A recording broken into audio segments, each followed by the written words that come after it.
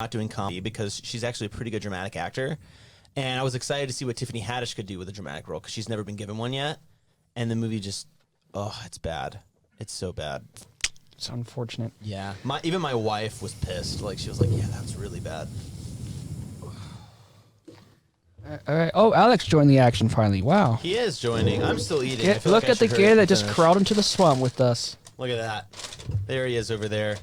Yeah. Let me guess. Your number one is still Joker, right? I thought it was Parasite. Yeah. No, actually Parachute. Parachute? Did you change it to Parasite? No. I was about to say. I was like, No, I'm not trying to make. I'm trying to make Colby just.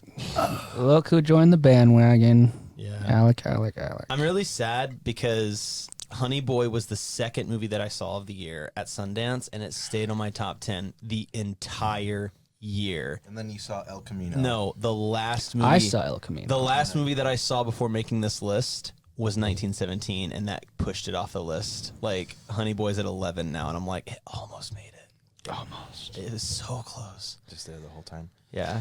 Are we recording? We are recording. Okay. Yeah. How long have we been recording? Just basically like 30 seconds before I sat down. Okay. Oh, because the other stuff was like just rich material. Is it okay if I eat this while we're recording? Because I haven't. Honestly, yeah. It's cool. I think I'll just make sure I don't chew near the mic. You're human.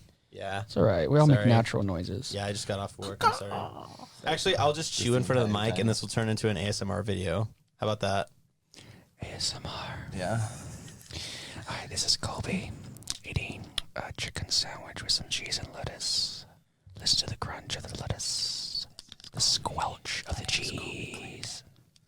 My name is Colby. That was called Chick-fil-A sauce. You just ruined it. Okay. Hello, welcome to our new intro that we'll do every single time. ASMR with Colby. That's our new Exactly segment. that way. That's our new segment of the. I'm going to get my cork. Okay. Honestly, that sounds great in your ears, but someone's like has nails on the tapping on the cork by a microphone. Yeah. Welcome to It's Concussion Media. We're here today with our special guest, Mr. Colby Clanton. He has his own YouTube channel of sorts, you could say. Why don't you tell him a little bit about that, Mr. Colby Clanton? Yes. So I have a channel called Colb's Bulbs Reviews. I have not been as active as I wanted to lately just because of school, but pretty soon I'll have some new content up, especially with going to Sundance and some of the newer releases coming out early this year. I also kind of want to talk about some of the movies that we'll probably talk about here today. But yeah, it's essentially movie reviews.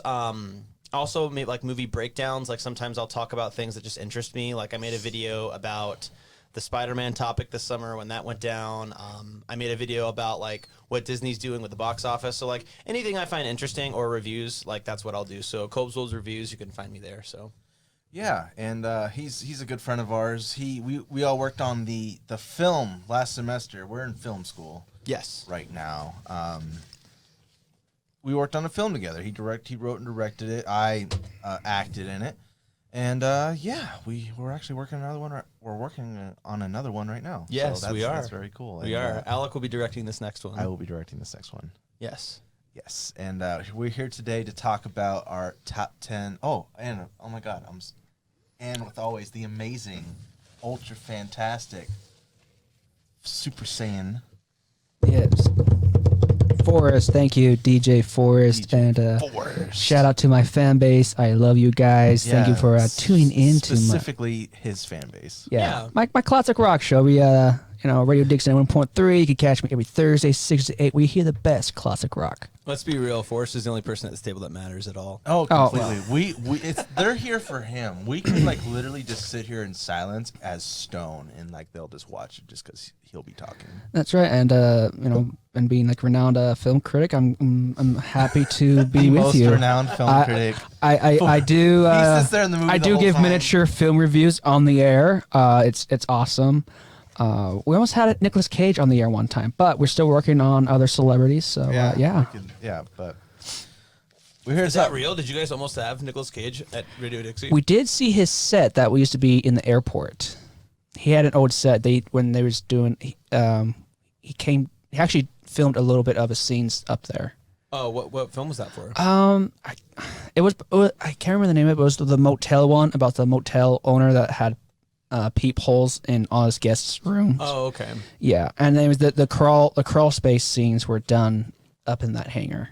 Oh, really? Yeah. I guess that would make sense because there was a prop that Phil was going to have us use that was like a breakable glass thing, and he was like, "Yeah, this is here," and it was unused from a Nicolas Cage set, and I was like, "That's cool." Yeah, it was pretty cool. When I was in his film class, they had like it was almost a complete set. It was pretty cool. Oh, nice. But no, I haven't met him formally. Just informally on Twitter and whatnot. Oh, okay. Yeah. So, we're here today to talk about the thing that I've been saying that we've been going to do for the last 3 videos. We are here to talk about, the top 10 movies of 2019? Yes. Are we also going to do the top 10 worst movies of 2019? I'll leave that up to you guys. Okay. Okay, that's interesting. And yes, Let's do a vote right now. Do you want to do it for us? The top worst? So do you want to do the top, the 10 best, and then the number? You know what? I said let's shoot for it. I say let's do it too. We'll do 10. So we'll go from 10, 9 to 1 on the best, and then we'll go 10 to 1 on the worst, if that makes sense. So like starting if okay, so I saw 79 films this year, and I ranked them all in Letterboxd. That's what I'm referencing when I look at my lists. So what you're saying is we'll start with the best. Like I'll do my ranked from 10 to 1. Yeah. And then when we do worst, I'll be my ranked from, I guess, 70 to 79. Yeah, starting Okay. from 71st. Yeah, Okay. I say let's do that. Okay, we can do that. I say I'm all for it. We have the lists on our phones. Yes. That we're gonna pull it up. We Letterboxd. Thank you, Letterboxd, Thank for you, sponsoring Letterboxd. this Thank video. you for sponsoring this video. And No, that's a joke. not a sponsor. Not we at would all. love not you yet. as a sponsor. Not yet, but If you want to pay us to like say how cool your app is, I will. Yeah, we will happily do that. We'll say it now for free, but if you want to pay us to do it, that'd be wonderful. we'd love to. Okay, so I also want to know if Letterboxd has got my feedback. Anyways, let's get around.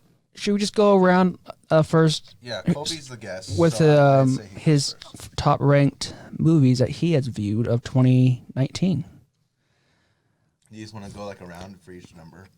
That's what I think. Yeah. Sorry, I just took a huge bite of my sandwich. So like we'll start with me, and like I'll talk about 10, and everybody goes around. Okay. Yeah. And no rush. Just, Okay. Yeah. Yeah, take your So- time. We're here. Honestly, this might take Okay. a while. So I'll go ahead and start. My number 10 of my top 10 list for the year is Jojo Rabbit. I really like Taika Waititi a lot. I discovered him about 2 to 3 years ago with What We Do in the Shadows, and then I just dove into his filmography after that. I've actually been meaning to see that. Was that good? It's really good. It's really fun. It's like one of the best mockumentaries, if not the best mockumentary I've ever seen. But I really love it. It's one of my favorites of his. I'd probably say this tied with that are my 2 favorites of his. As soon as I got into him, it was like right before Thor Ragnarok, and so after Thor Ragnarok came out, I was like, I'm gonna follow this guy's career, like one of my favorite Did auteurs. he direct? He Thor did. Ragnarok? Yes, he did direct Thor Ragnarok. Yeah. All right. Yeah, he's also in it. He voices Korg.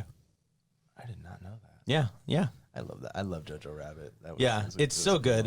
Yeah. So I was following this movie like before it came out, kind of hoping that it would play in the festival circuit a bit earlier. Like I was hoping it would be at Sundance, but like this movie was too big for Sundance. Like it's an Oscar film, so.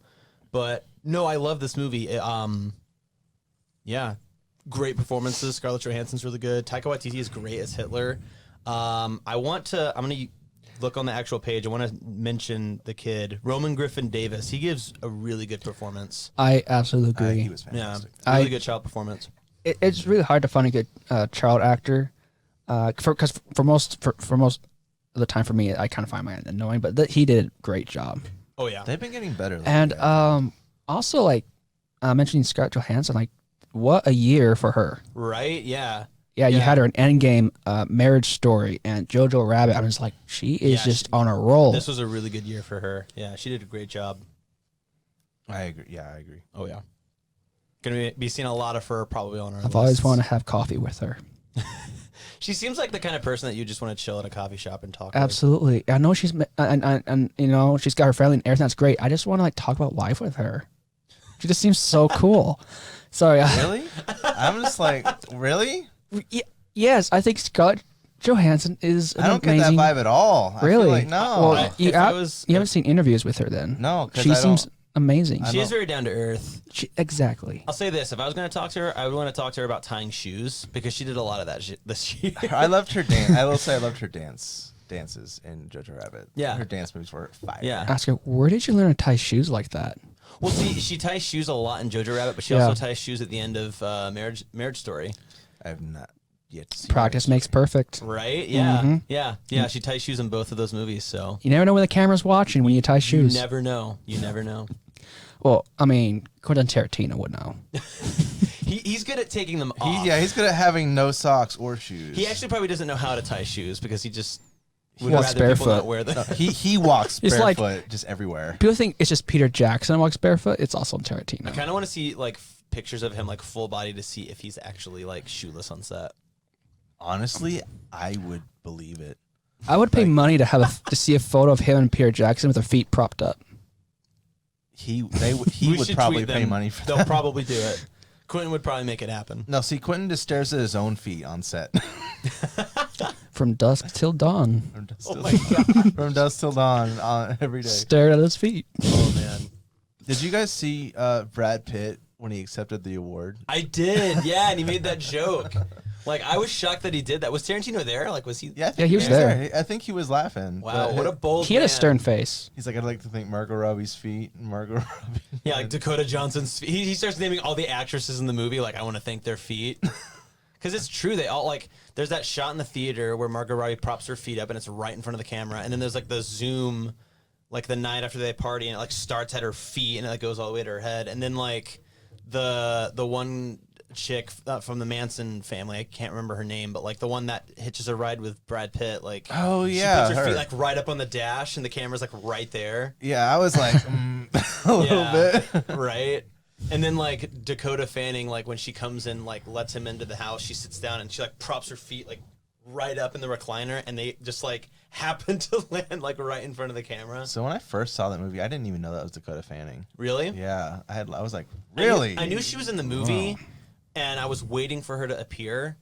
And when I first heard her, I didn't know it was her. And then the second she walked into the frame, I was like, oh, she looks different. Yeah, But I haven't seen her in a really long time either. So, but yeah. Good things. yeah. So What else have you got? 10th worst movie of the year. My 10th worst movie of the year. Worst. Are we going? Oh, so we're doing 10 and 10, like. Are we going back and forth? Uh, I thought we were just going like good. And Are we going to separate the lists or do them all together? I think we Um, should separate them. Just yeah, so I- just so this doesn't cool cause with confusion. separating them, Yeah, let's separate them just not to confuse Yeah, people. Okay, you know, like oil and water. Okay, so Jojo Rabbit was my 10. We'll go to Forrest, I guess, for his 10 then? Is Yeah, that how sure. okay. Oh, that's how we're doing it. Yeah. Oh. Blonde moment here. Sorry, guys. Number 10 for me. You guys might hate me on this one, but I liked it. I'm going to put 10 with Midway. I have not seen this movie That, You you have not- haven't seen Midway? Wow, a movie that we have seen that he has not. yet. Well, yeah. Well, I liked Midway because I think it helped get some stories across that we kind of forget about in history classes about World War II. Yes, it starts out with Pearl Harbor. I thought they did a very accurate job with that, but it also talks about the Doolittle raid. We see a little bit of that, and it's more character focus based about a pilot and his gunner in a dive bomber that later participate in the pivotal battle of World War II Midway. Okay. And I thought it was great. I think it was great historical accuracy. Woody Harrelson, I would have never imagined him to play a serious role as Admiral Nimitz, who was the lead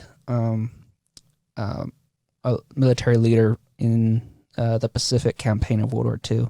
Okay.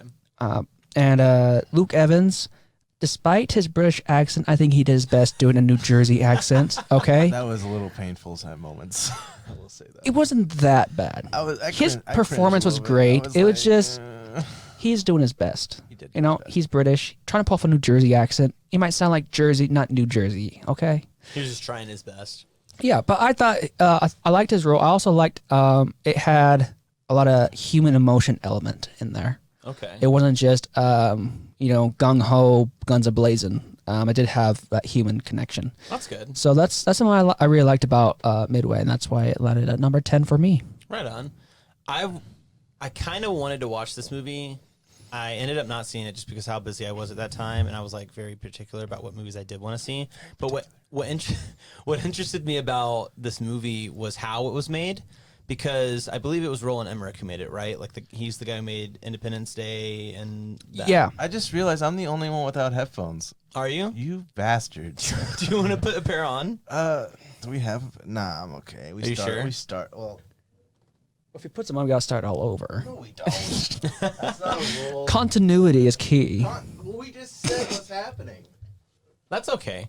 No, so how this film was made was it's technically the most expensive indie movie ever made because it didn't have major studio backing behind it like most blockbusters do, which actually explains for a war film why it is as low budget as it is, which is another thing that interests me, because most war films have like a budget from about like 100 to 150 million, and this one was like I think like 80 or 70 million. They spent their budget well. It wasn't like, oh, that looks really Like they were clever with it. They were were very clever. frugal. And they were careful of like how much they showed, Okay. but it was definitely enough to like for you to understand what was going on and everything. Okay. But it did bring a lot of realism to it. It did show the dangers of the new kind of Navy that was coming out because aircraft carriers were new, and the dangers with those Okay. with new technologies back then. It was I liked it. So it dives in some interesting territory then. Yeah, and they show the most kind of like they take time to like show the like important moments too. Like there's like they take the time to go away from the main characters to follow this main bomber captain, which Forrest knows the name of, and like kind of his like Jimmy Doolittle when he goes and bombs Tokyo. Okay. And I will say this film did leave me feeling good, which is interesting after a war film. But I was like, all right. That is interesting. Yeah, he That's was an very interesting way to critical end it. about it because war films aren't his kind of thing. War but films aren't my thing, but they I was did- entertained. did it go above his expectations? It definitely it went above my expectations. I gave it a 7, And I gave it an 8. and it was better than I thought it was going to be. I will say that. Cool. I didn't want to say too much because I had like a ton of food in my mouth. All right, so Midway. Sweet. My number 10 is Avengers Endgame. Okay. So Yeah. it made your top 10. And it made my top 10. All right. It was not as good for Infinity War for me, but I thought it was a hell of an ending for what it had been being built up for 10 years. I 100% agree. And it full on spoilers if you haven't seen the movie. Yeah, I feel like we should say real quick, spoiler alert for any of the movies we may talk about, because we're probably going to, if all three of us have seen a movie, we'll probably talk about spoilers. So Yeah. Yeah, I There's your mean, warning. it's 2020 now, guys. we Come on. haven't spoiled Jojo Rabbit or Midway, but from here on out, spoilers. Yeah.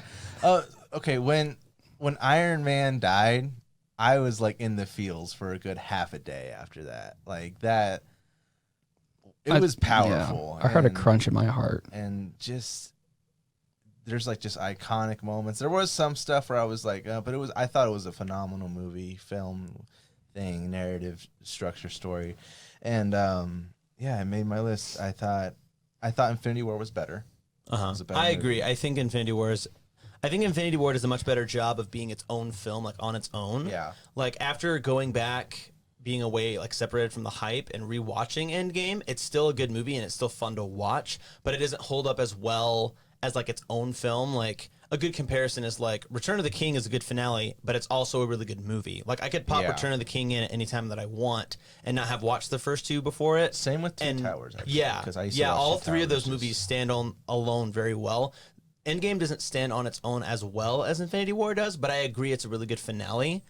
I like that you bring up Tony Stark's death, because one of the things that I loved about his death was that it would have been extremely easy to make that a fan moment for Yeah. like all of the characters to like say things like they could have very easily given him and Peter a whole bunch of screen time together, and like Peter could have said like some really touching words because the fans love their relationship, but they kind of pushed that to the side, and the moment was this very quiet, reverent moment between Pepper and Tony, who are husband and wife, so naturally they would be the last two people to speak before he dies, and it's about their relationship. And then she's like, you can rest now, and then he dies, and then we deal with how they deal with it. And so yeah, it's a big moment for the fans, but like the movie didn't paint it as that. The movie painted it as like, it's not about his death, it's about how everyone's mourning his death. It was a character moment, and that was the brave move to make, and I really applauded the Russos for that. Yeah, because that was a huge moment. That is really, ass. really well orchestrated.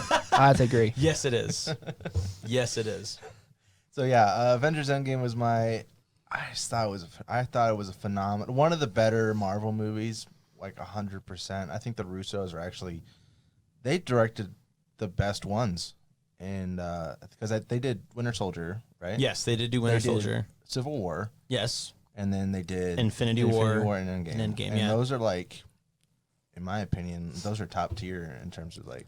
Hot take, I'll agree with all of those opinions except for Civil War. You did not like Civil War? Civil War is about mid-tier for me, just because that's a whole nother video and podcast that we could get into, but yeah.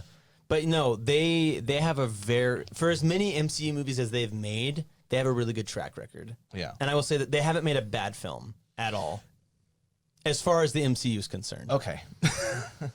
I can't speak for their whole filmography, so I'll yeah. So that's what I have to say on Endgame. 10 years of following these and just kind of over 20 movies. Yeah, and It's crazy. It's almost like a TV show. It is, and it's a fantastic that this is even a thing on comic books. Like, come on, especially like in like. Remember when Blade was a thing and Spider-Man was a thing, and like they only made trilogies and things? Oh yeah, I never thought I'd see anything this big. Yeah, I never thought it was like, oh, there's a universe, not just trilogy, but MCU. Well, and like you've seen battles this big and to this scale before, like in Ready Player One and Lord of the Rings and things like that, but you've never seen it where so many of the characters like I would say that there was easily about 40 to 50 characters in that battle that we all knew really well and had gotten to know really well over the course of several movies. And to see that in a big scale battle portrayed really well, I never thought I'd ever, like, that seems almost impossible to pull off in a film. Like, you would almost need a TV series to do that. You need Disney money. Exactly. Disney magic. Disney did the impossible. I will hand them that. As much crap as I give them for what they do and all of the dumb decisions they make, they have done the impossible with Marvel. That's for sure. And that's part of the reason why it's on my top 10. Awesome.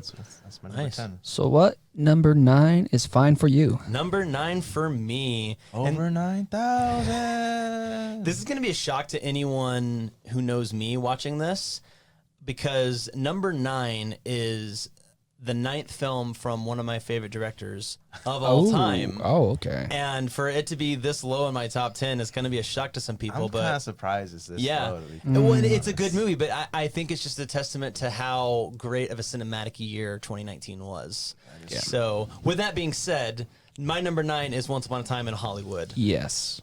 This movie blew me away. I planned seeing this movie in LA for a really long time, because last year, 2018, my wife and I made a trip, like a beach trip over fall break to Los Angeles, and we spent like half of it in Huntington Beach and the other half in LA, and like did a whole bunch of LA stuff, looked at old like places where movies were filmed and stuff like that, and we went to some cool touristy stuff, and then at the end of the trip, we went to the ArcLight Cinerama Dome, which is like this historical LA theater. It makes an appearance in this movie. And we saw First Man there, and it was an incredible experience. And I was like, okay, I want to see Once Upon a Time in Hollywood in this theater, because I guarantee that movie's going to be in it. It's going to be a huge deal. It's going to play there. It's going to be a massive deal. And it was. And we planned our trip around that. So we went in the summer, and at the end of our trip, we saw it at the Dome, and it was a massive deal. Like, we had to buy our tickets like 3 to 4 months in advance. We saw opening night at 7 p.m. The Dome was open 24 hours for the entire weekend. that doesn't happen for theaters on opening weekend for any movie unless it's like a major chain and unless it's like a huge event movie like Star Wars or Marvel. But because it was LA and because it was the Cinerama Dome, it was that big of a deal for people to see it there. So like every showtime was sold out, and that theater is massive. But to see that movie in 70 millimeter in that setting was amazing. Like one of my favorite theatrical experiences of all time. And Quentin Tarantino is a great director. He's one of my favorites of all time. He shows a lot of growth and maturity in this film, which was what I loved the most about it. Like, don't get me wrong, his other films are so much fun, but this was so much deeper than everything he's ever made. Like, the character piece that is Rick Dalton in this film was way deeper than I thought it was going to be, especially just from the trailers, because the trailers were really vague. They were very vague. Yeah. I was Yeah. like, what is this movie Yeah. about? It's like I have to cure my curiosity to watch this now. Oh yeah. No, but Leonardo DiCaprio gives a great performance, and it's a really interesting look into like a man who is really just fighting change and afraid of what might happen if he can't make that change. And it also is a really deep dive into like Hollywood actually, and like how the system treats lesser actors and like television actors and television as an industry as opposed to Hollywood. And I think that's a really brave move for like a director like Tarantino to point out, especially in such a big Hollywood film. Yeah. And it was so accurate and beautifully done and just beautifully shot, beautifully edited. Margot Robbie's great. Brad Pitt gives one of the best performances of the year. He's amazing in this movie. And I loved this movie a lot. And for, again, to be this high on my list, like 2019 was just a banger of a year. It really was. Oh, I definitely I really loved Once Upon a Time in Hollywood. I agree with you that it was a deeper movie than some of his previous ones, but I really liked the focus about like the changes that were going on in the 60s in Hollywood. I think it was really well portrayed. I really enjoyed it. Yeah. I thought Margot Robbie was great in it. Oh, yeah. I've only seen her in a few films. And I'm just like, wow. I kind of underestimate how great of an actress she is. She's great. She's talented. I wasn't that impressed with her in this film. Really? Well, I've just seen her. I just thought she was okay, at least comparatively to Brad and Leo and like even the little girl who was like 8 years old. Oh, she was amazing. She was fantastic. To be fair, Margot Robbie does have a very small role in this movie. Yeah. And it doesn't so much have an impact on the story, but it has an impact on the theme. Yeah. Like her presence is very integral to what Leo's going through. But I think with what she's given, she gives a really good job. Like, Oh yeah. if you've seen any like films or interviews with Sharon Tate, like she had her down. Yeah. Like, she looked just like her. Like it was creepy. Like, Yeah, I have seen some interview tapes with Sharon Tate, and I was just like, she really pulled it off really well. Yeah. Her mannerisms and stuff. And Very well. I know I just seen her in Wolf of Wall Street, and she was fantastic in that. And Well, that's an interesting comparison to make, though, because those are two very different roles. Of I hers. know, but I'm just Both saying. with Leo. I'm just saying. That's true. Both with Leo. Scorsese and Scorsese loves Leo, and so does Tarantino. And I loved this film. I'm gonna actually I love this film for what the actual screenplay was. He was able to keep me engrossed the entire time and fully entertained. And I was like, I really liked the writing and the performances of all these characters. And I just really liked his style in this more mature setting. Yeah. I was like really fond of how the movie turned out.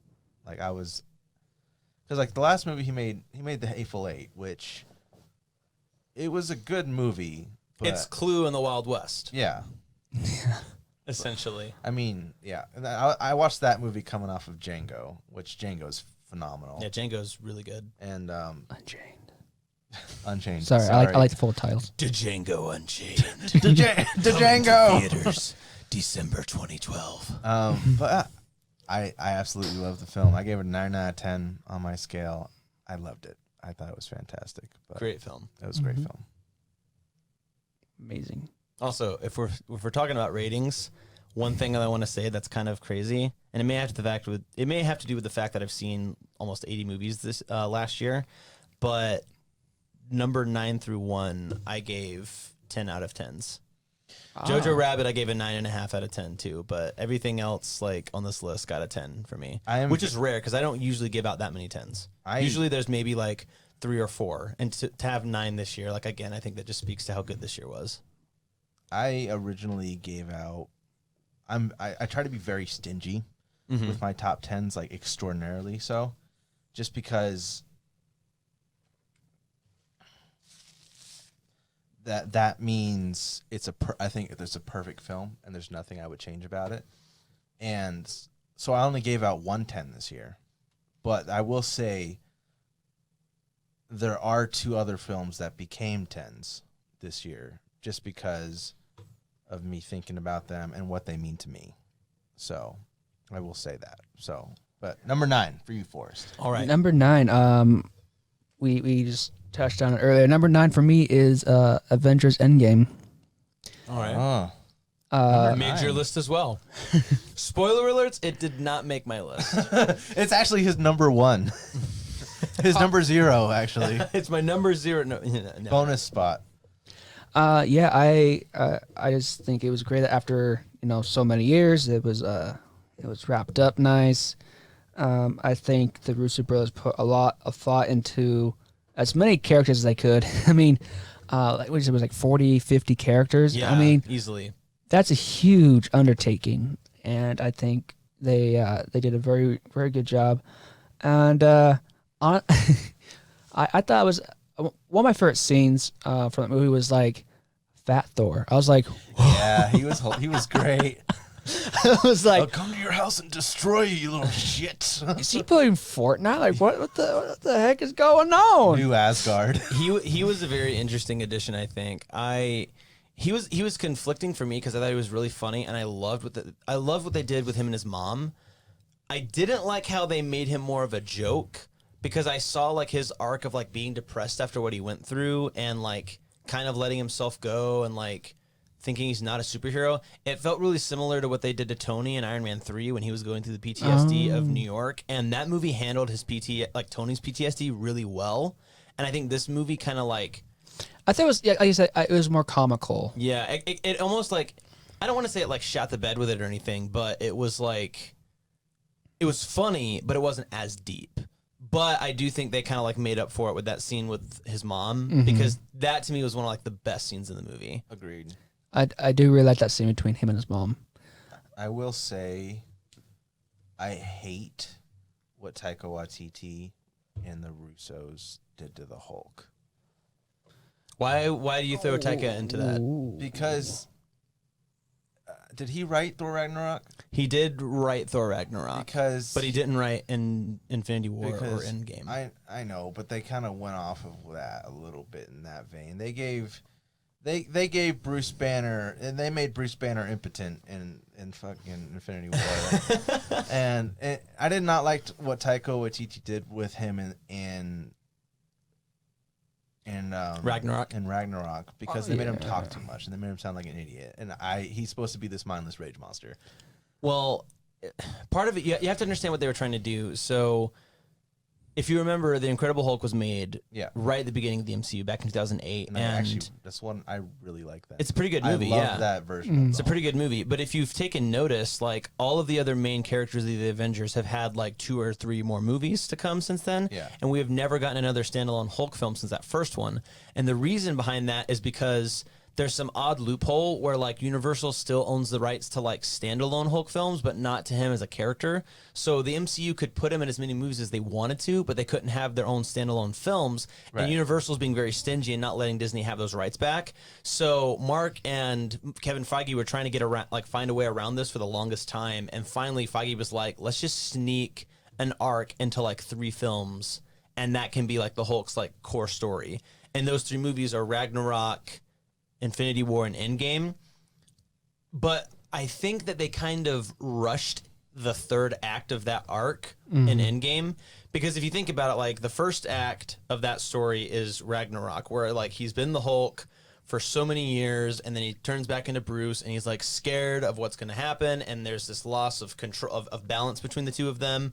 And then in Infinity War, he's the Hulk, and he gets his ass handed to him by Thanos, and then the Hulk doesn't want to come out. So then that level, the tables turn again as far as what's being even, and that arc kind of points to itself.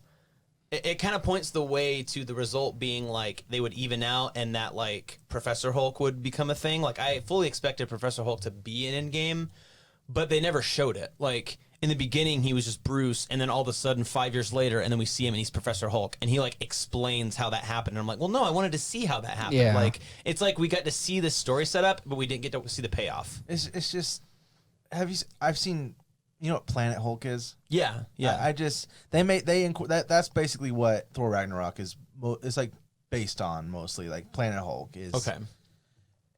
The Hulk is supposed to be terrifying. Yeah. He's supposed to be this creature of like terrifying power, not this Shrek like oaf like that they made him to be. See, but I would argue that Ragnarok didn't do that. I think that They that's, did. I think that the Hulk was that before that, because if you think about it, he had a lot of humor in Avengers and in Age of Ultron. I was fine with him in Avengers.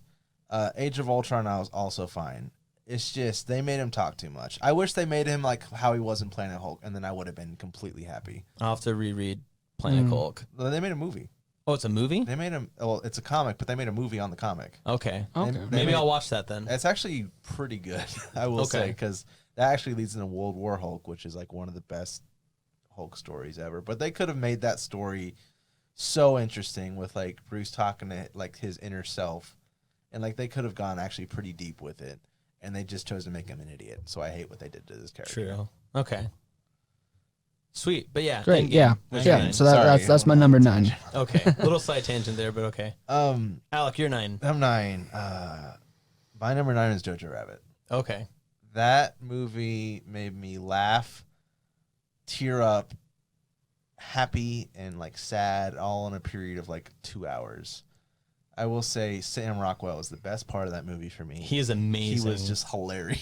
The last scene where he, okay, yeah, as we said, spoilers for all these movies, where he sends Roman Griffin Davis's, I guess Jojo, the main character, when he sends Jojo off, kind of like letting him know, like, hey, you need to go away and live your life, and then decided that he was gonna like,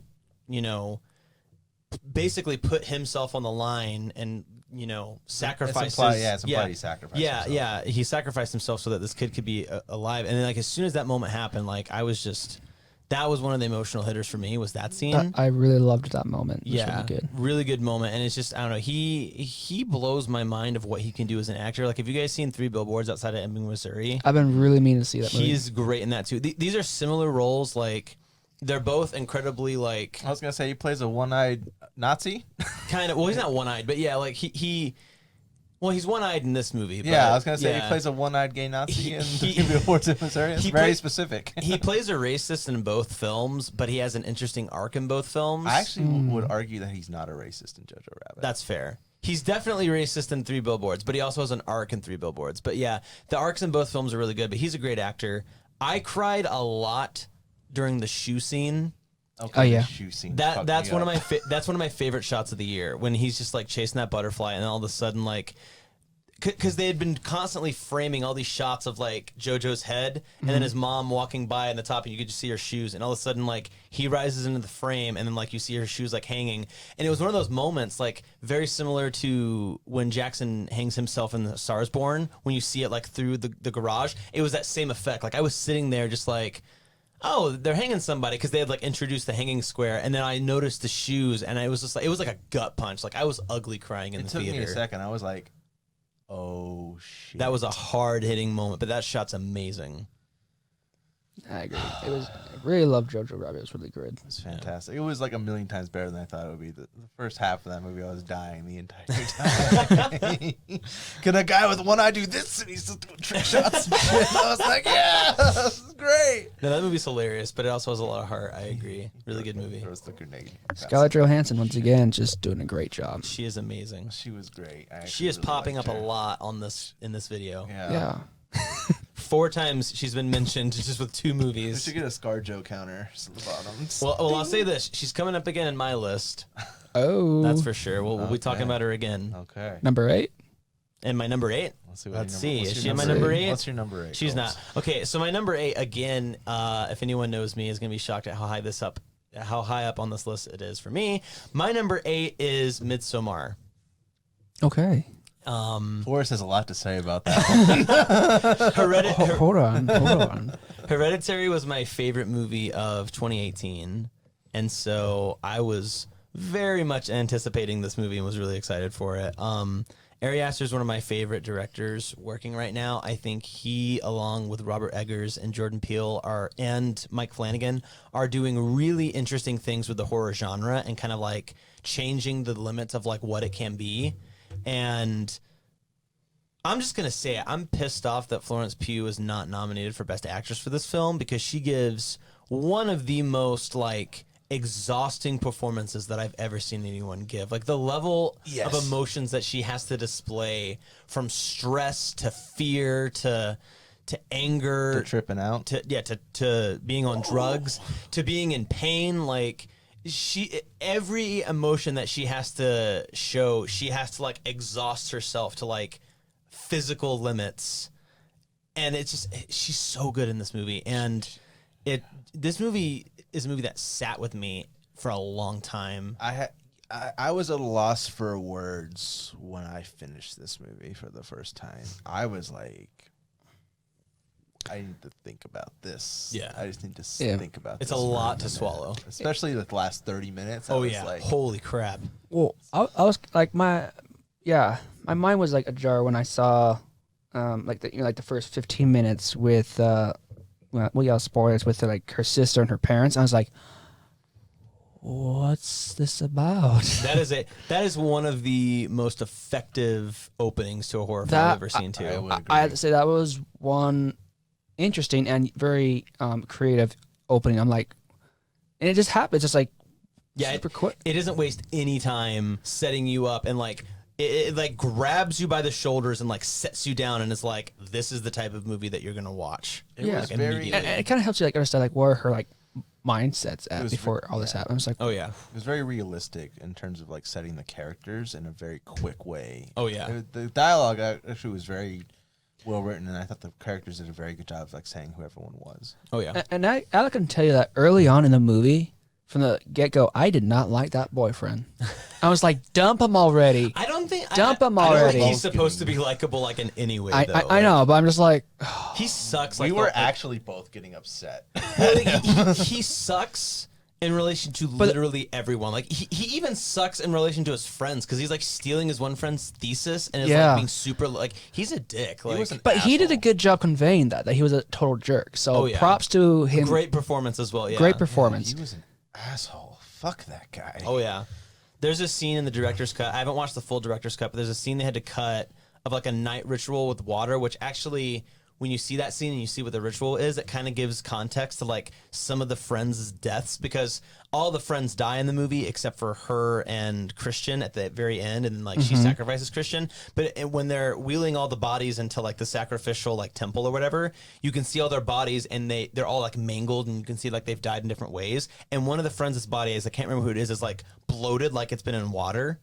And so this scene kind of gives context to it. I won't go into it, but after that scene, Christian and Danny have an argument, and it's like and Ari himself has said like he's pissed that he couldn't leave it in the theatrical cut because he wanted to leave it, but he had to cut it because they had to cut that night ritual scene as well, and it wouldn't make sense to have this random scene at night. But that's like the worst offense out of anything he does. Like he is a complete ass to her in that scene, and it's so hard hitting, and it's like if that scene would have been there, like everyone would have been like, it almost would have been like everyone watching the movie would have been like, when he gets, because how he dies in the movie is brutal as hell, and it's like Yeah.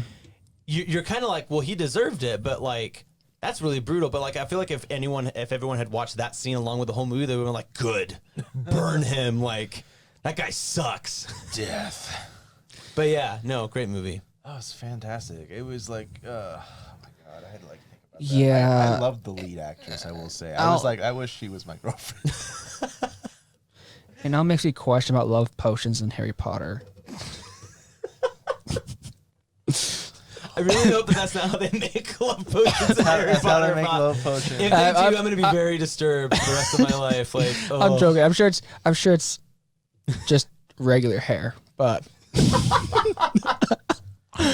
Oh man. but yeah, that scene was something. I just was like, Yeah, there's a lot of scenes that just like turned my gut. To be honest, like the ritual between the girl who makes the love potion and Christian, like the mating ritual, like I have PTSD from that scene. Like I saw that movie with one of my friends.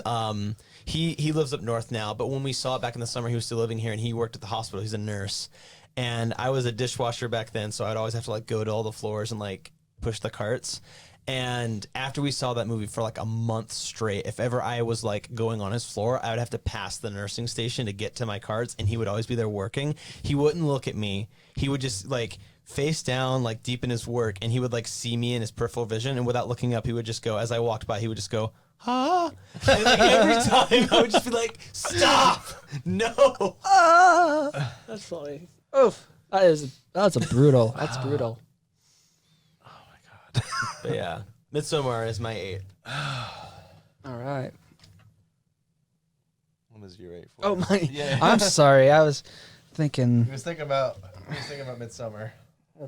I should be careful going to hospitals now. What kind of things you doing there, Colbs? Midsommar. All right. Number 8 for me was Ford v Ferrari. Okay. Wow, I'm surprised it's that low. Or that high. Oh, My shit. book. Ooh, hey, this is a conversation. Let's go. I think that this was one of my favorite performances by Christian Bale and Matt Damon. I think they really did really well for the mannerisms and behaviors of those real life characters of both of them, and I really liked it.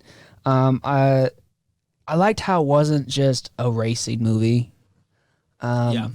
I liked how there was some good themes in there. You had Christian Bale's character and his wife about what matters is for their family and pursuing his dreams. And I just thought it was really cool that his wife had his back and he wouldn't have been where he was without his wife, which I kind of think it's kind of overshadowed a bit. But I just think there was cool little things like that kind of brought some nice like human touches in that movie. Oh yeah. No, I love that it wasn't a racing, like it has racing sequences in it, and they're all really filmed really well and they're really intense. But like fantastically, you could walk into this movie not knowing the first thing about vehicles at all and still enjoy this movie. And I think that speaks volumes to the screenplay and to the directing especially. I agree with that because like I don't know much about cars since auto shop in high school, but I definitely really enjoyed. This movie was great. It had great driving sequences, and the sound design I thought was great in this as well. Yeah, really good sound design and mix. I really like the editing of this movie too. Yeah, like this movie flowed extremely. I didn't feel lost at all. Yeah. Yeah, it does a great job of like constructing the story without babying you, and the pace is always even. It never speeds up too quickly. It never slows down. It never drags. Like it's a very even pace. Like the sound design is like technically this movie is very well made. It is very well made. The editing is great. The cinematography is great. James Mangold did a great job directing. I almost wish he was in the category for best director over Todd Phillips because James Mangold's an amazing director. I agree with that. He's a great director, and I think he got snubbed. I will say this is my favorite Matt Damon performance ever. It's a great one. He stepped it up because like I'm not the hugest Matt Damon fan, but I was like, oh my god, like I felt everything he was saying in this one. I'm going to watch Good Will Hunting again. I haven't seen that. Yeah, I was going to say, I would still say easily Good Will Hunting for me, but like I haven't seen that. as far as what he's done, you haven't seen Good Will Hunting? Oh my dude, we need to have a movie night and watch that movie. Okay. It's so Yes. good. Okay, That is the best Robin Williams performance ever. Yeah. Ever. Like, Robert Williams and Matt Damon look, just I get it. It's fine. The genie's cool, and I love the genie. He's part of my childhood, but Good Will Hunting I is was the best talking about performance. Jumanji. oh yeah. But no, Damon is good, but I will agree. Recently, I don't think he's been doing that great. Like Don't get me wrong. I think The Martian's an interesting movie, but I don't think he's the best part of it. I think he's been giving like some very decent performances lately. I don't think he's given anything like super riveting since like the Bourne trilogy, and I feel like this was like him stepping back up to that level. For me, the most cringy performance of his was "Let's Build a Zoo."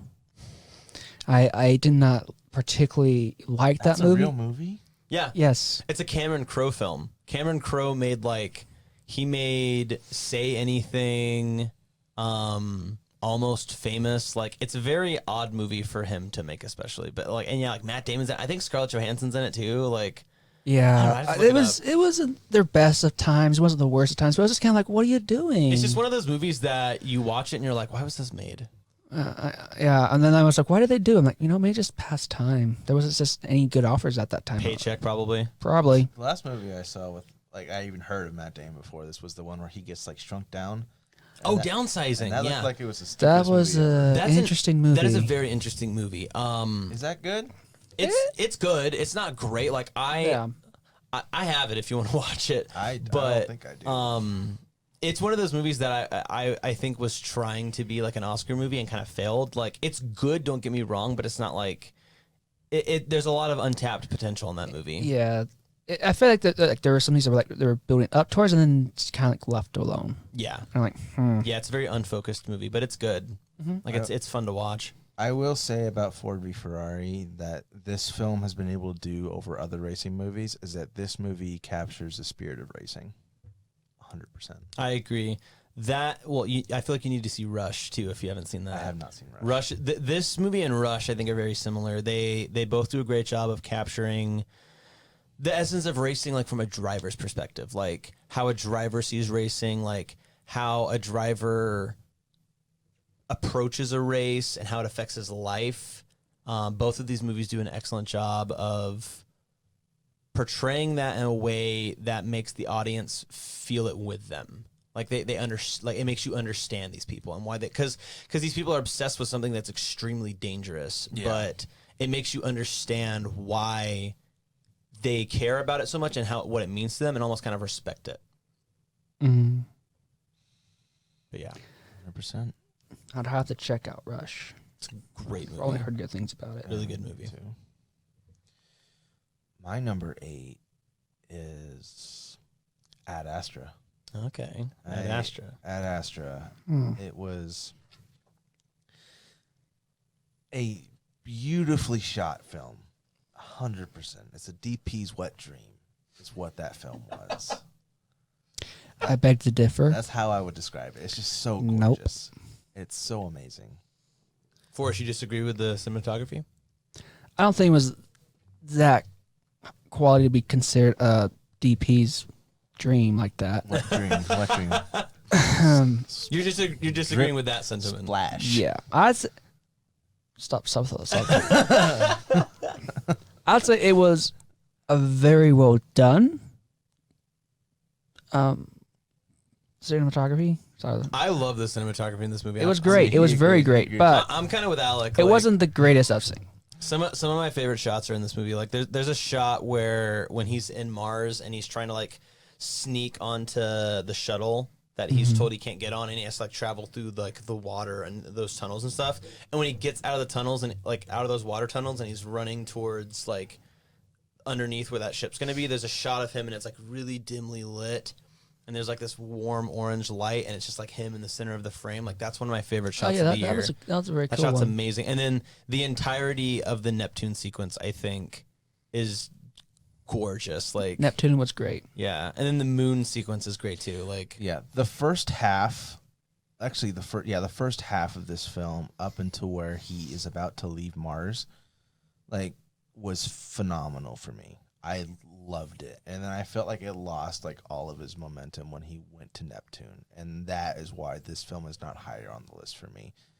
Because Okay. like the world building, his character, the way they showcase the action, that moon sequence was phenomenal. oh yeah, very well shot. And like I loved the world that they were making and the way they were revealing information about this world. And very cleverly done. yes, Coca-Cola. and I just thought it was phenomenal. And then it just lost all its momentum for me just on the late second half of the movie, and that is what kind of slipped it up. But I still gave it an 8 out of 10. and it's number 8 for me. So Interesting. yeah. This is one of my favorites of the year. I thought Brad Pitt was great. Yeah, he was as well. amazing. This movie reminded me a lot of Apocalypse Now. If you guys have seen that movie, like narratively and structurally, they're very similar. This movie is a bit more positive and hopeful than that movie is. And it's odd. I have a really positive I have a very close connection to Roy, the Brad Pitt's character in this movie. Yeah. Not because of his relationship with his father, because like he has kind of a really bad relationship with his father, and I have a great one with mine. But the way that he has to learn how to see the world differently, like the whole purpose of his arc of like finding worth in things that matter. That's a theme that resonates really strongly with me. And I felt a really strong connection to this movie. And like, I can even admit that, like, I don't think, cause this movie appears higher up on my list. And the reason it does is I think this movie is very technically well done. Mm-hmm. I don't think it's on the same level as some of the higher films in my some of the higher films in my list, but it's up there because of my personal connection with it. Okay. I can respect that. Yeah. I've been noticing 2 reactions with this film specifically, and it's interesting. People either really like it or they hate it. Yep. And that's like just how it is. And there's no middle ground I've been finding. And I thought Brad Pitt's performance was great. I actually really liked his character. This was I thought his use of narration was some of the best use of narration I've ever heard. I agree. It It almost goes hand in hand with the performance. Mm-hmm. In a way that is rarely done. Like the narration in this movie reminded me of narration in a Scorsese film, and no one does narration like Scorsese, but like it reminded me a lot of that. Like it's not cheap. It serves the story well. But yeah. Yeah, no. I do agree they had good narration. Right on. Right. Love it. All right. Number 7. My number 7. Speaking of Scorsese, It's Metallica. it's not Metallica. Speaking of Scorsese, my number 7 is The Irishman. Nice. So Y'all's This is one reactions I to have that was not hilarious. we have seen. not seen The Irishman. I am sorry. It's 4 hours. Every single weekend I've been going, I'm gonna see it this weekend, and then it just didn't happen. See, it's playing at the Main Street Theater right now, and Really? I kind of want to go see it there. We should but, all like, go. But see, that's the thing is, like, I'm not going to be able to see it because it started playing there last week and it had 3 showings, and now this week they added Marriage Story there because like they want to have all like right now every single. Well, I guess not right. What's today's date? That's a good coin toss. I've Today seen is Marriage Wednesday. Story. So starting, well, I guess now it is. So the Irishman has 3 showtimes now. So like tomorrow it would be playing. But as of this Friday, there will be all 9 Best Picture nominees will be playing here in town, all at different theaters. Marriage Story and Irishman will be at Main Street. Little Women in 1917 will be at both theaters because that's like still that recently came out. Ford v Ferrari, Joker, and Jojo Rabbit are going to be at Pineview, and then Parasite and Once Upon a Time in Hollywood are going to be at Sunset. And so, anyway, after this weekend, it's only going to have like an 11 a.m. showing, so it's going to be kind of hard to go see, especially with it being a 3.5-hour movie. But anyway, I want to see it in theaters just because of its momentum and flow. Like, it's such a cinematic experience, and I've only seen this movie at home in my living room. And I tried the best that I could. Like, I turned the volume up really high. I turned off all my lights. I didn't have any interruptions in the film. I never paused it. Like, but I really like this movie. I've had a lot of interesting conversations with people like Carlos who don't think it's as good. Like, I don't think Carlos thinks it's a bad movie, but I kind of hold this movie in higher regard as far as Scorsese's catalog. And I think a lot of it has to do with, like, how he looks at the theme of death and regret, especially at this point in Scorsese's life, like how old he is. Like, I think it's a bold approach to a movie like this. And it makes, especially the second half of the film, extremely different from all of his other crime dramas, because his crime dramas are very, like, the first half is, like, excess and all this crime stuff. And then the last half of his movies like that are always, like, the downward spiral and the realization of, like, this life of excess is not good, and it's the main characters like dealing with it. Like that's The Departed, that's Goodfellas, that's The Wolf of Wall Street. But in this second half, it doesn't really like nothing spirals out of control for this guy. It's more so he starts like there's an action that happens at the end of the second act that affects his personal life, like a choice that he makes that affects his personal life with his family, and then the entire third act is like him dealing with the repercussions of that choice and his regret. And so the entire third act is very unique to all of to Scorsese's dramas, and I think that was a really brave approach. And De Niro gives a great performance. Like, I know, like this year for actor, it was a really tight category, but I almost wish he'd been considered a bit more because Did he kill it? he did a great job. A lot of the first two acts is like kind of standard De Niro of what we've seen before, but the third act, he kind of, he approaches new territory that we haven't seen, and a really brave performance in the last half that I really like. I was curious, how was Joe Pesci in that movie? He's great. He and Al Pacino are both amazing. Because, like, Al Pacino's good, but he's very Al Pacino. Like, he's this over-the-top, larger-than-life character who's yelling all the time, which I love from Pacino. Yeah. Pesci's different, because Pesci's usually, like, the loose bolt, like, Mm-hmm. I guess, well, not loose, but the loose cannon of the Scorsese crime loose drama knife. films. Yeah, like The loose Casino, Goodfellas, he's like this crazy wild man. In this film, he's very subdued. Like, one of the reviewers I watch on YouTube described it as like this film, like he's scary not in the sense of like, oh, I'm scared of what he would do. It's like he's scary in the sense of like if you crossed him, he would kill you, your entire family, and everyone you love, and then he would go home, he would shower, he would eat dinner with his wife, he'd brush his teeth and go to bed and not think twice about it. Like, Wow. he's that Yeah. like Because from the first off, I'm like, this is a very different Joe Pesci than I'm used to seeing. it's a very unique And performance for him. I'm a Joe Pesci fan. I think He he's is great. He's really good. It's Even my fa- cousin Vinny, he was awesome. This is my favorite Yeah. Pesci performance, like of his entire career. He does a great job. I'm very excited to check it out and see his performance. Oh yeah, yeah. See The Irishman if you haven't. It is long as hell, but it is worth watching. I promise. It's better than The English Patient.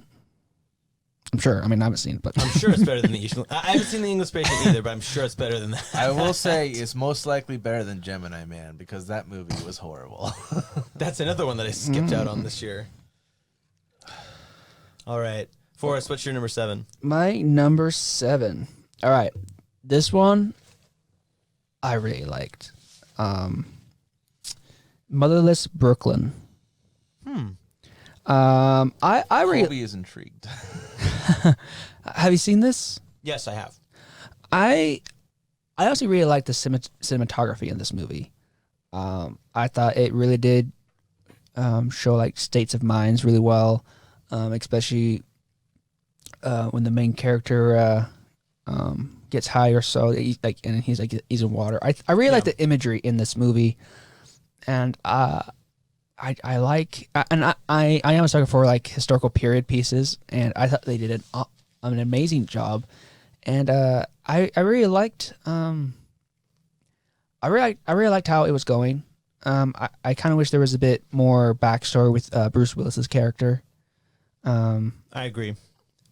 But other than that, I thought it was a very unique film, and I think it was great. I haven't seen like a good crime mystery drama in a good while, and I thought this was nice and original, and I think overall the performances were good. I agree. I like this movie a lot. Did not make my top 10 for. I agree with what you're saying. I think this movie is really well done. It didn't stick with me as much as some of the other films that are in my top 10 or in my top 20 for that matter, but I think I was really interested in how Edward Norton directed this film because he's an actor who has a notorious reputation in Hollywood for taking over projects and being really difficult to work with, especially with writers and directors. Like one of the reasons why he's not the Hulk anymore is because in The Incredible Hulk, he had an idea of where he wanted the story to go. And so he like rewrote certain scenes, and then like the studio had to tell him no, and then he like went into the editor's room behind the director's back and started like re-editing certain scenes with the editor, and then that had to be undone, and like that's the type of guy he is. So to see him as a director, I was expecting a very technical, like perfectionist type style of filmmaking, like what David Fincher does, and that's what I got. and he understands film noir extremely well. But I think what this movie had to say, like, it said it effectively, but I don't think it said it very well. Like, it was. It could have been more clear. Yeah, it could have been more potent. It was a very adequate conveying of its themes. What did you think of the narration in this film? I thought it was good. I think it was more so there to be there as like a noir Like film. a noir genre. Yeah, because staple thing. yeah, narration is a very noir thing to do, and I think that Ed Norton did that with that in mind. I don't think it served as much of a purpose. Like it certainly wasn't like Ad Astra's narration. Like it didn't serve a huge purpose, but it wasn't bad either. Like it wasn't distracting. It was interesting, especially in the beginning. It was interesting. It was interesting to get backstory on the main character and like his Tourette's and like why he was the way that he was, and it kind of explained that a bit, like interestingly, without wasting too much of the time because it was a long movie. Yeah, it was. But yeah, I agree. I think that there was just certain things that I wanted more. Like I really wanted to understand more of his relationship with the Bruce Willis character, and they don't really dive into that.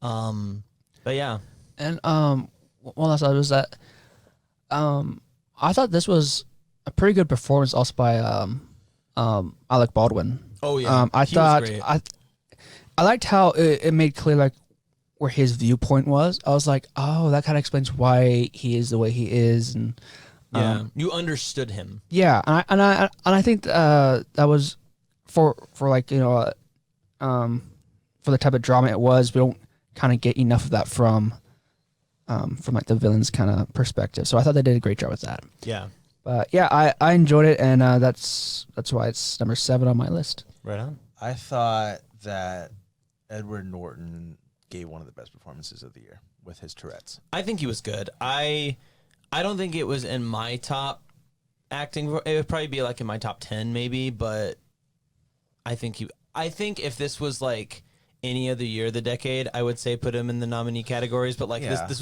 was a stacked year. It was an extraordinarily stacked year, but I thought Defoe, Baldwin, they were all fantastic and fleshed out characters for the most part. I said this in the review, but I wish this was a HBO miniseries. Versus I agree. I think this would have been much better as Yeah. a miniseries. and just fleshed everything out. I love the world that they made, and I just wish it was like they did the Chernobyl treatment to it. And I then agree. I think it would have been one of my favorite TV series of all time. I think Norton had a lot that he wanted to do that he just couldn't fit into a 2.5-hour film. I thought they did great for the stories they wanted to. I think I was reading somewhere that Norton had been wanting to make this movie for like 20 years or something like that. I can see that. It makes sense. And I thoroughly enjoyed it.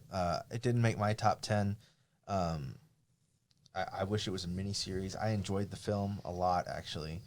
And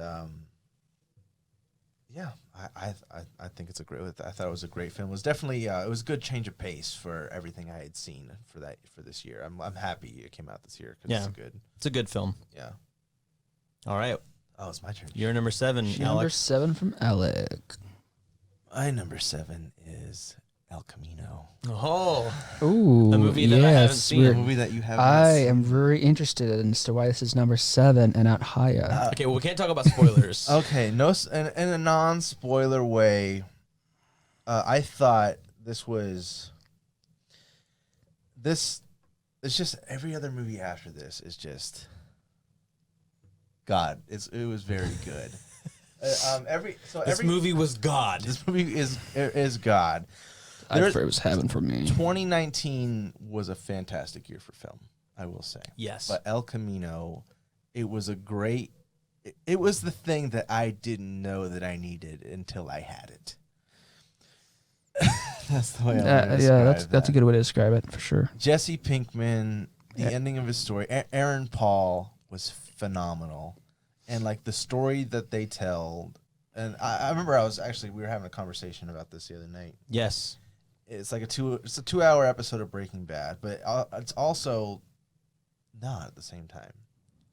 It's like a self-contained like epilogue that you didn't know that you needed, and like the story that they tell is actually really compelling and interesting, and like the take on the characters that they do and the situations that they put them in it leaves you on the edge of your seat, while all and like giving you like these little moments of like relief and laughter.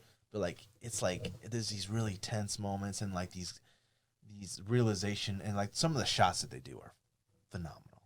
There's this one that I don't want to spoil anything, so I'm gonna try to avoid it for you. But I love the arc that they take the character on. I love how they kind of wrap everything up, and I like what they do. I like what they did with it. And without going into spoilers, that's all I have to say on that. From what I hear about this movie and Better Call Saul, because I've only watched like 3 episodes of Better Call Saul. From my understanding of that world, this movie and Breaking Bad, which I've seen in its entirety of, Vince Gilligan, I don't think anyone has done a better job of creating a very detailed world. I can very That feels agree to that. extremely fleshed out, because like he has 3 pieces of medium that are very deep, that all flesh out different parts of this world and all these characters. And he has created a world that feels real and believable and interesting and unique. And it kind of makes me wish that he would just like make more. And that's what I love about him, though, is at the same time is that he doesn't just make stuff to make stuff. Like he only adds to this world when he knows there's a purpose to it. And I think that's what makes it so rich. Yeah, he does a really good job. He some of my favorite episodes of the X-Files were written by him. Okay. Yeah. And then he's definitely.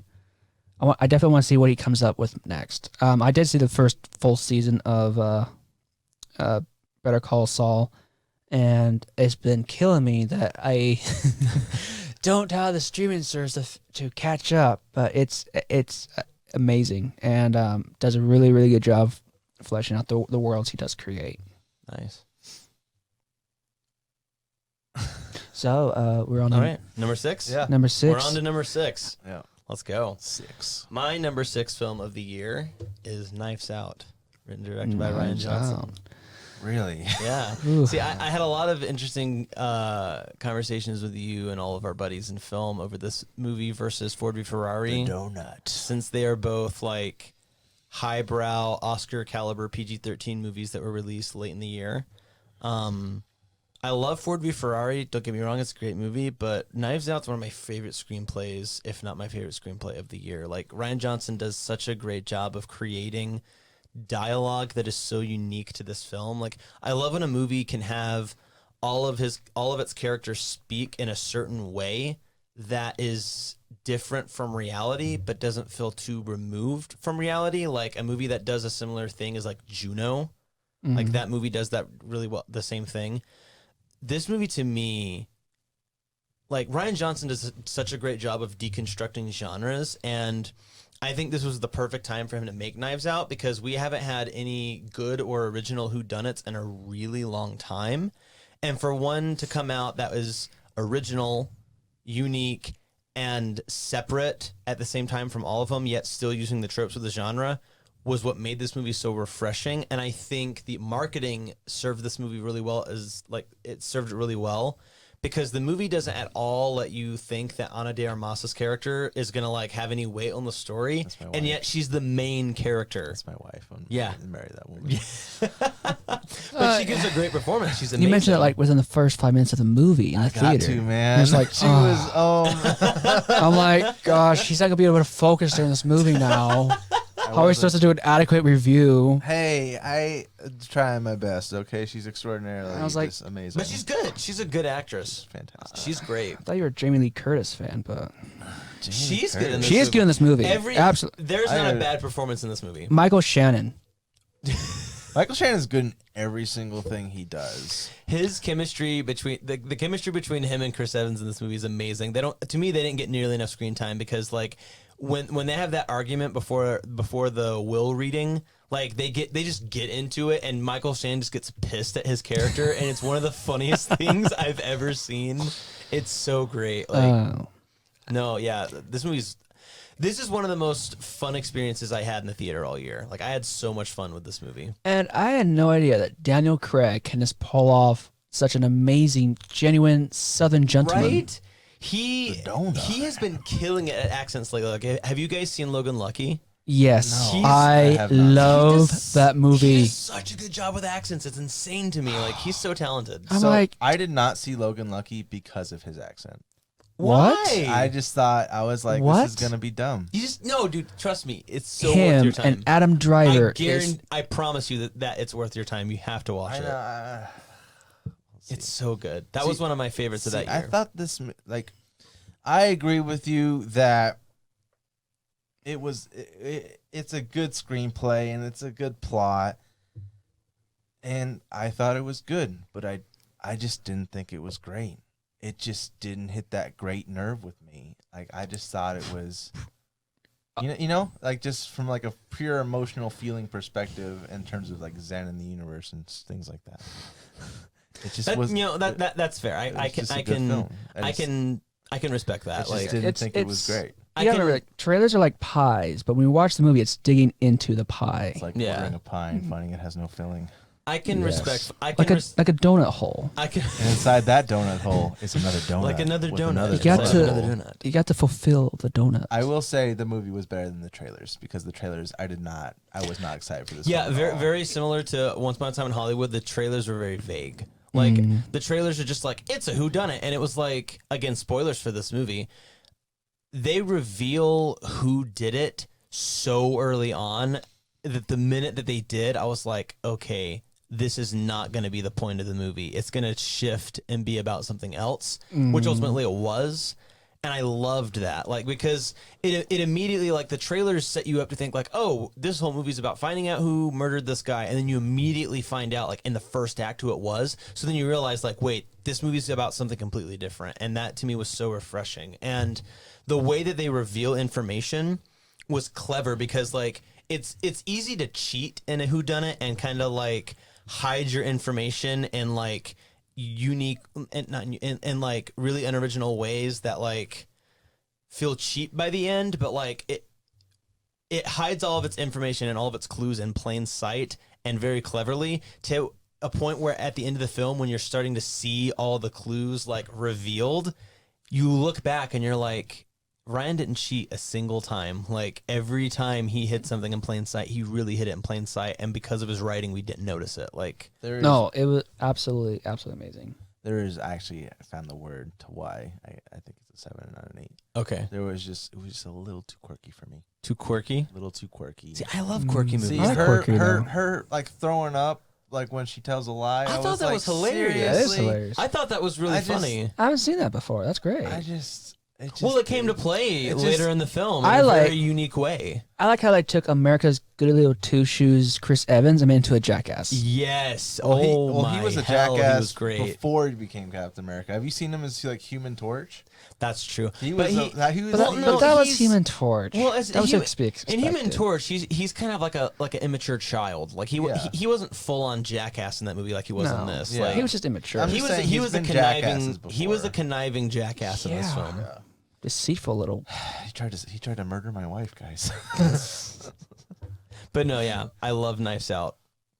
My number 6. Number 6. Well, that's a good number 6. I like it. All right, Forrest. My number 6. That would have to be Doctor Sleep Oh, there we go. for number 6. Alec just lit up everybody. We need to adjust our lighting levels because of it. Let me adjust his light real quick. Number 7. Okay. 6. Number 6. Oh, sorry. Number 6. Doctor Sleep. I think they did justice according to the Stephen King novels and the film by Kubrick. Okay. I thought it was a good blend. Cinematography in there I thought was absolutely beautiful, and I actually I feel like it helped answer questions I had when watching Kubrick's Shining. I was like, and I really liked how they incorporated all that same imagery and the hotel. But I have to say, Ewan McGregor's performance was one of my favorite performances that I've seen this year. He was phenomenal. He was good. It was unique for a horror film because I would not describe any lead actor or main character in a horror film as like a warm presence. Not to say that like you can't have warm characters in a horror film. It's just that it doesn't happen very often. And that's what I felt about his character. Like he felt like a very positive, warm person, which is kind of that's kind of like integral to his character because of how he connects with other people. But like still like he pulled it off in a film that's very dark. And I thought that it's almost like his presence was the light inside of the darkness of this film. Shine. Yeah, it was the shine. Yeah. And yet again, we had an amazing child actor, There we Kylie go Kieran. again. She Yes. just Another great one. blew me away. She was great. There was 2 actually in this film. 2 great. Holy child shit, you're right. Jacob Tremblay is in one scene, and it's some of the best acting I've seen from a child or adult. Like, watching that scene, okay, again, spoilers. Rarely do you ever see like extreme violence committed against a child in a movie, and then the child reacts the way that a child would act. It's prolonged too. Like- It's like 5 minutes.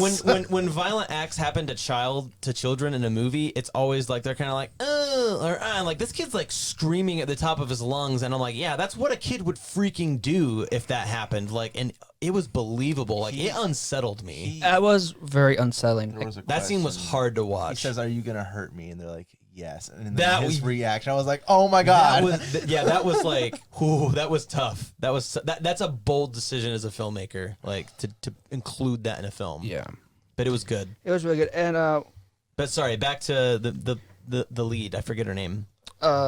Rebecca Ferguson, I thought she was probably one of my favorite villains of all time.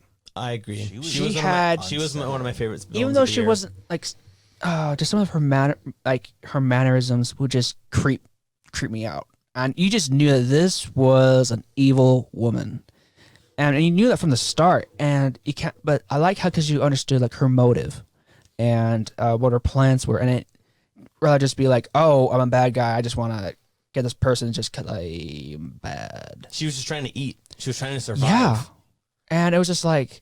It's like a primal evil. It was like literally what she wanted to do was evil, and it was like these evil deeds were like what was keeping her alive. Mm-hmm. She's literally like a fish that turned into a shark. Yeah, That's like her. that's a great description. yeah.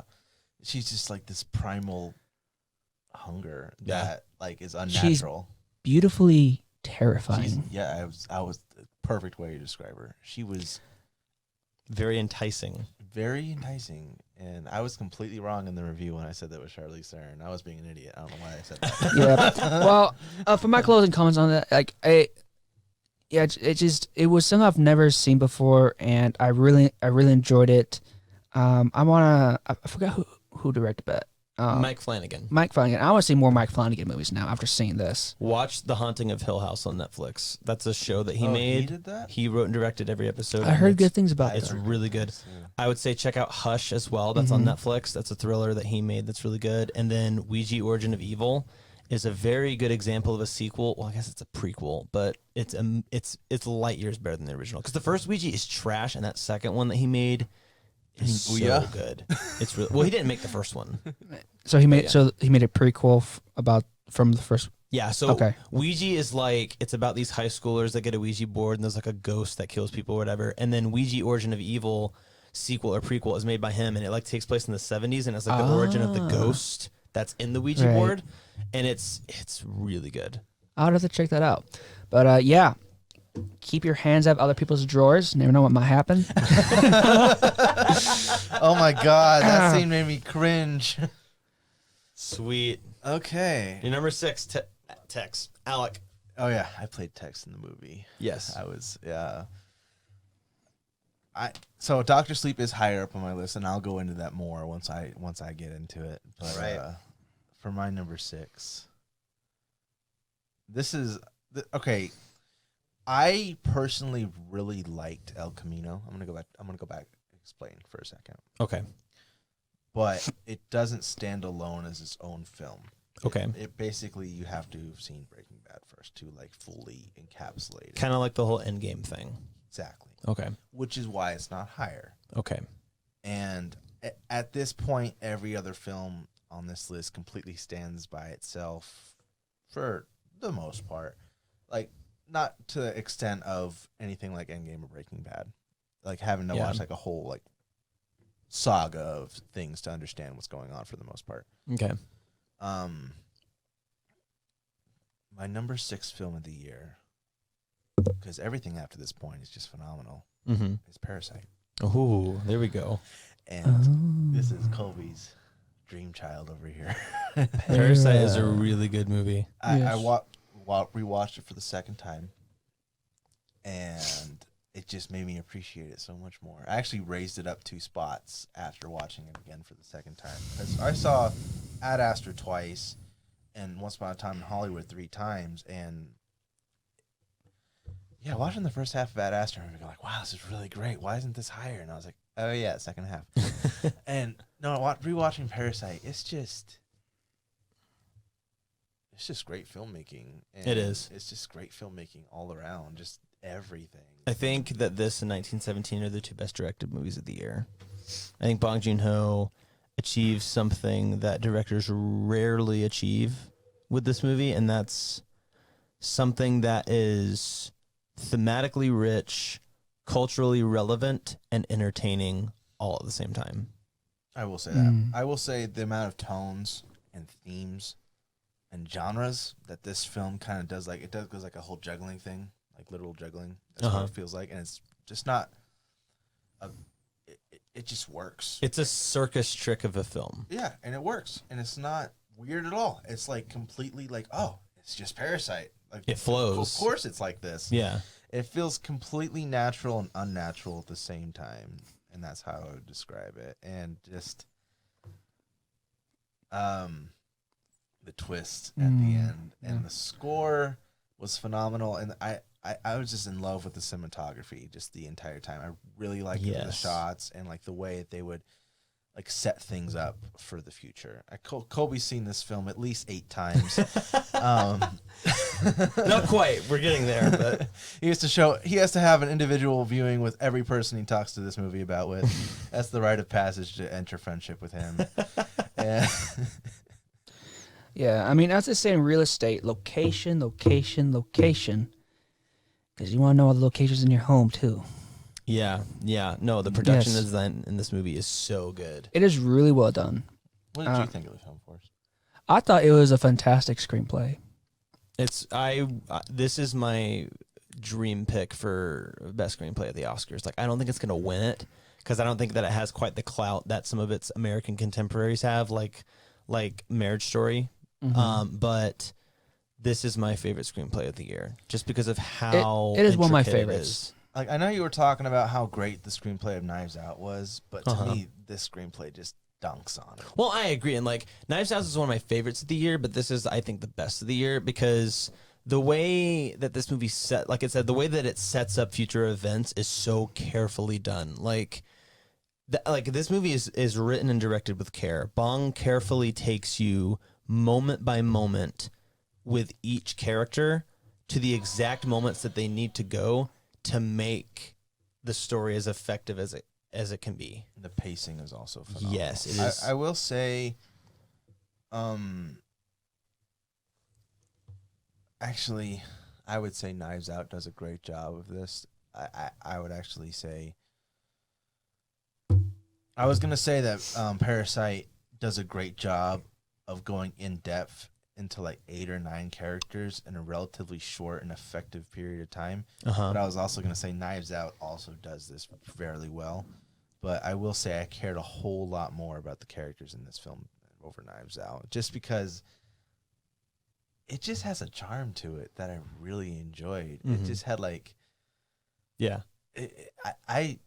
I understood it. I really liked it, and like I really got what it was going for, and it like the second viewing really hammered it in for me, like how good this film. Oh, you was. notice so much more when you watch this movie a second, third, and fourth time. Like every repeat viewing, it rewards you more.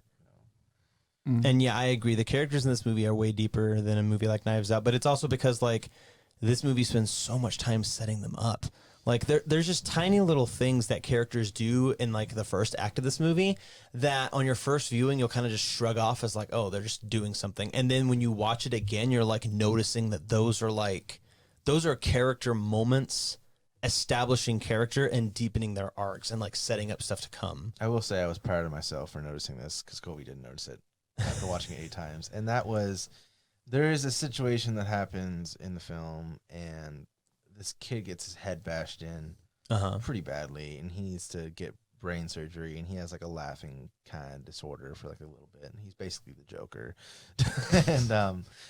And basically, I noticed something about his character when I was rewatching the first half of the movie for the second time. I was like, this guy laughs a lot. That's true. He laughs a whole lot in the beginning of the movie, and it's kind of passed off as just like, oh, like, because a lot of the stuff he's laughing at is like comical to the situation, so he kind of just passed that off as, but like they almost like point out in a subtle way that he laughs more than like everybody else, and that laughter comes to play with his arc at the end too.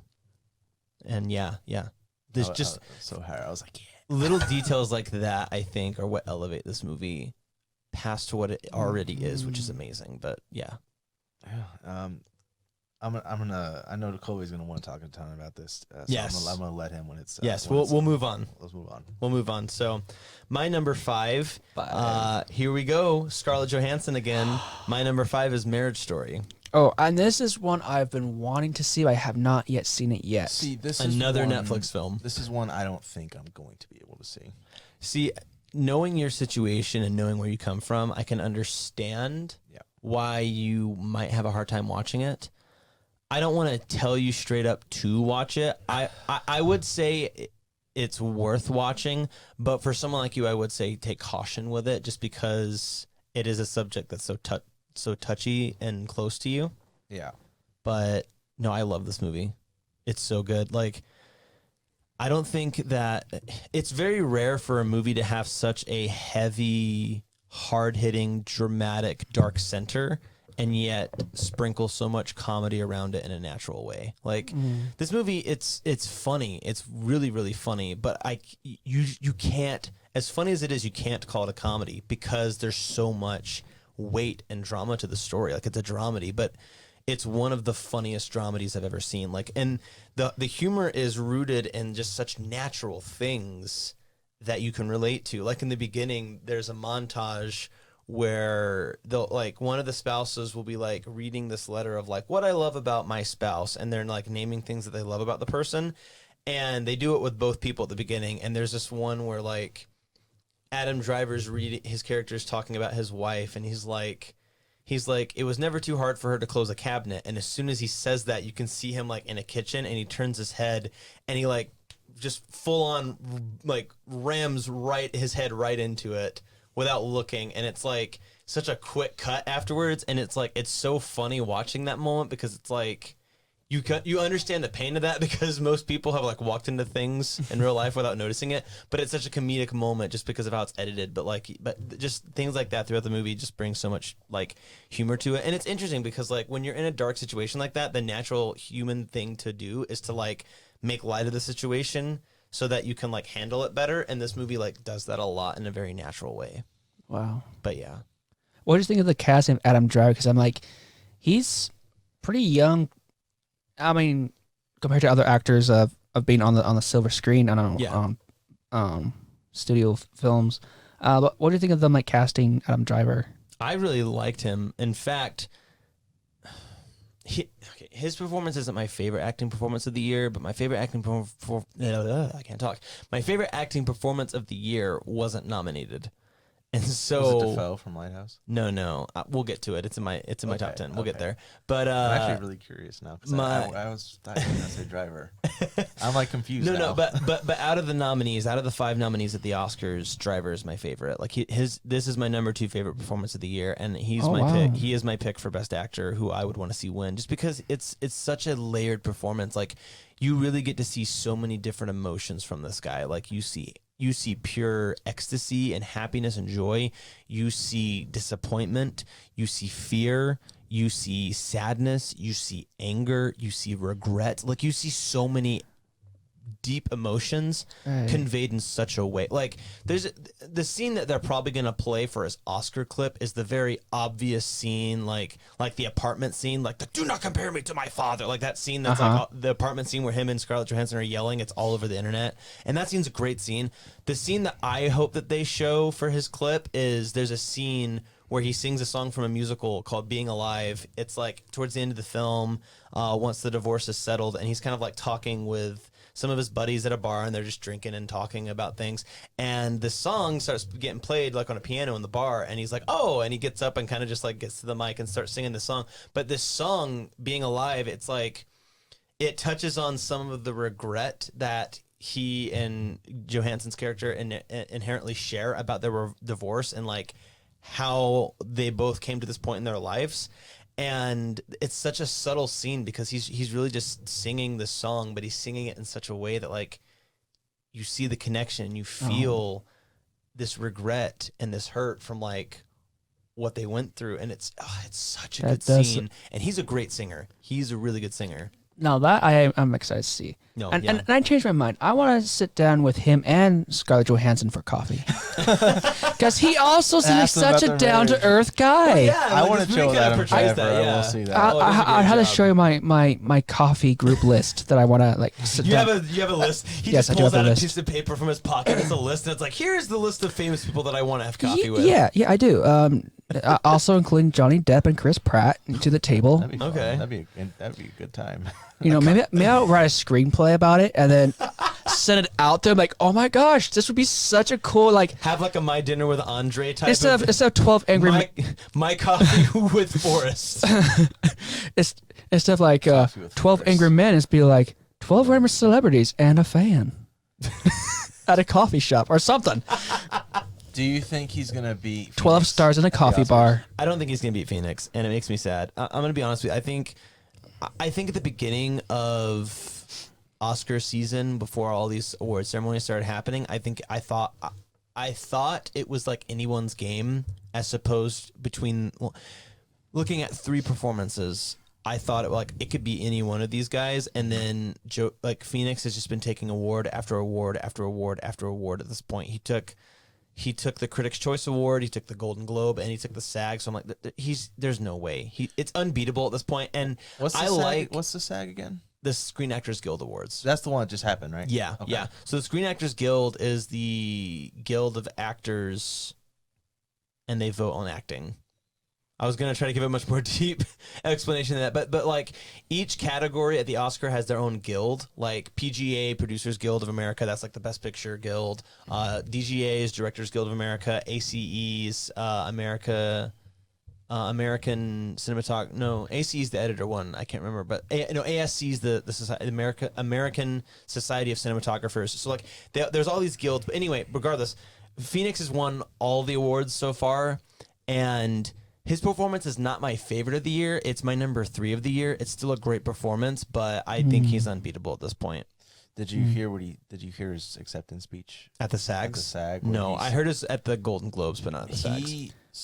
Good speech. He basically said that like he was completely like honored, and every single person nominated deserved to be up there. Uh-huh. And he actually no.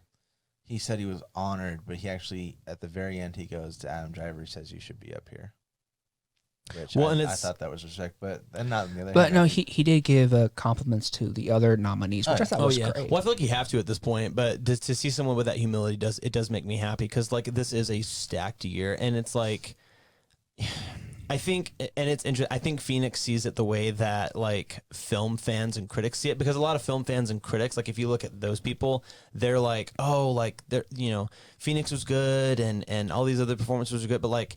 But Driver's the best, but like all of the actors are like gushing over Phoenix. Like if you ask any actor who they think like is the best, gave the best performance of the year, almost everyone is saying Phoenix. And so it's almost like two different worlds. So, but even with that, I think that Phoenix has the clout at this point, giving such a performance, and plus he has a long career behind him of just does. nominees with no wins. I think they're just gonna, I think for that reason and with everything else they're gonna give it to I him. agree.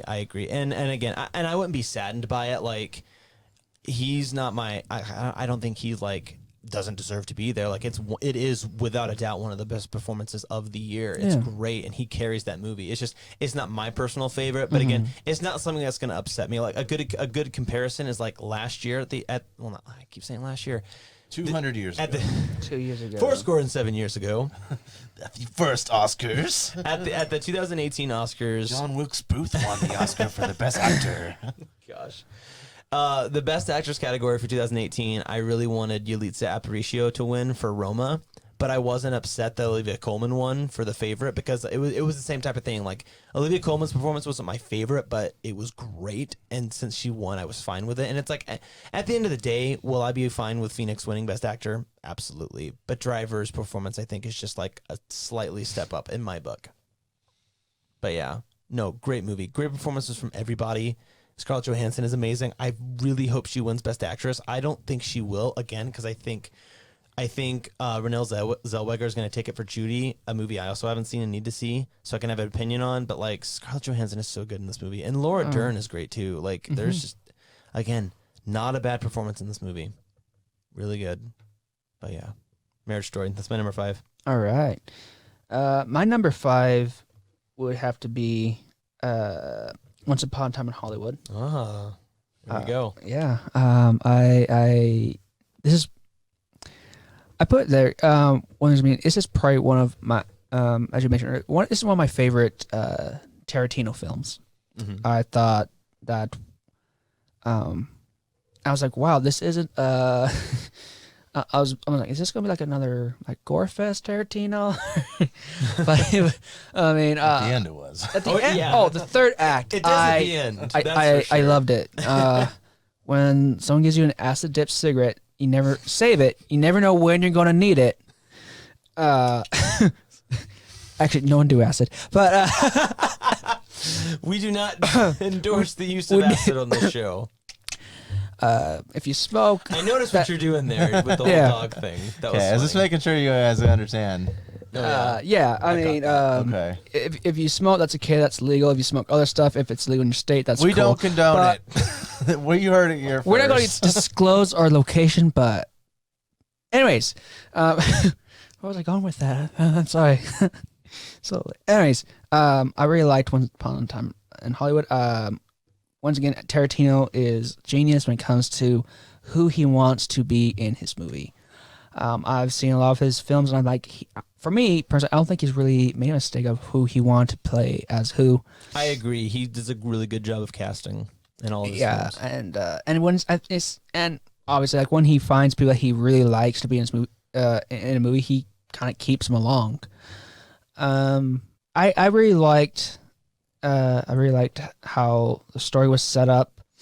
And one of my favorite scenes from this movie was the young acting girl that talking to Leonardo. We've talked about her before. I'm going to look up her name because she is great. Who is? I was actually looking up on Another who she's great supposed child to be. performance. I was looking up like historically, like who she was supposed to be. Like Is she supposed to be like a real person? I think she was. Yeah, What's her I was like googling it, and like she's supposed to be. Hold on. Was it Julia? It's not helping. I'm looking in Letterboxd because I have the app open, but like there's no pictures there, so I'm opening up IMDb. Yeah, but like, I don't know, is she supposed to? Like, the thing is, though, I don't think they. No, she's not supposed. She's not a real person, but she's supposed Yeah. to like be a representation of like a child actor. like Julia that. Butters is her name. That's what I thought it was. Julia Butters. She put Trudy Trudy- Frazier. Trudy Yeah. Frazier. Trudy Yeah. Frazier. Yeah, there we go. That's the character's name. Julia Butters. Yeah, and Phenomenal. Great child performance. that Yeah. yeah. I just thought that was one of my favorite. That's probably one of my favorite scenes, because it really gets, it really does kind of like show the core of like Rick Dalton's character too, Yeah. and talk and like him sharing the story about this guy that breaks in horses, and I'm like, in a way that's kind of like relating to himself, and I think he's like making that connection, and just the things that she says along with that, I'm just like, wow. Oh, I will say, I This- noticed at the end, Brad Pitt's character got stabbed in the hip. You just noticed. That's yeah. That's a thing. He did not know that. No, in the book they talked about how the guy hurt his hip, Yeah. and then Brad Pitt's Brad character got gets stabbed in the hip. Yeah, no, yeah, that's a thing. Yeah. Foreshadowing. Yeah. Yeah. But no, what you're saying with the scene is like, it's what I love so much about that scene is that it builds so much character Mm-hmm. for Rick. It's a great character moment between two characters to set up great things to come, and it also creates for one of the funniest lines in the entire movie. Like, I know what you're talking he's like about. talking about it and he's getting all emotional, and she's like, "Poor Easy Breezy, I haven't even read the thing and I'm practically crying." And he's like, "A few more years you'll be living it." Like, that line's so great. It's like, so "What?" funny. And then he says, "Don't worry about me, pumpkin puss. I'll be all right." And then she stands up. No, I don't like words like pumpkin puss, but since you're upset, we'll talk about that later. Like, Yeah. that was funny. That was really good. Oh my god. Man. I don't know if that can ever be used as a pet name. But Pumpkin puss. Yeah, I love it. Name a dog that. No, that sounds more like a cat name. Yeah, an orange Pumpkin cat. I'm going to carve a pumpkin. This is Pumpkin Puss. There you go. And this is the other pumpkin, Puss in Boots. One thing that I love about this movie is how there's certain scenes where they're setting up things without you even knowing it. And it's exposition for characters and for actions that will come later without it feeling blatant. Because like the way most movies convey that type of stuff is like they stop the movie dead and just have conversations where like it might as well be them speaking to the audience with a megaphone being like, in case you missed it, this is going to be very important later. Like a great example of that is like when we first follow Cliff Booth home, there's this crazy long scene where like he's feeding his dog. Yeah. And they make a point to show like how patient this dog is and how like the whole time he is waiting for Cliff to be like so that he can eat. And it paints how patient this dog is and how obedient he is to Cliff. And at first when you're watching that, you're like, this is a really long scene. Like it's a cool scene, but like why is it here? And then once you get to the end scene, you realize that like really and truly, even though the Manson family members have had him at gunpoint this entire time, he's never once been in danger because that dog has been sitting here the whole time waiting for Cliff to give him permission to attack them. And then the right moment comes and he does. And then he just immediately takes control of the situation. And like that movie, that scene sets that up perfectly without you even realizing that that's what it's doing. Like there's a lot of that in this movie and it's done really well. Yeah. I totally agree with you. I think it was. I really love this movie. Flew away from my head. Sorry, I go No, talking no, about no, no. stuff. This is.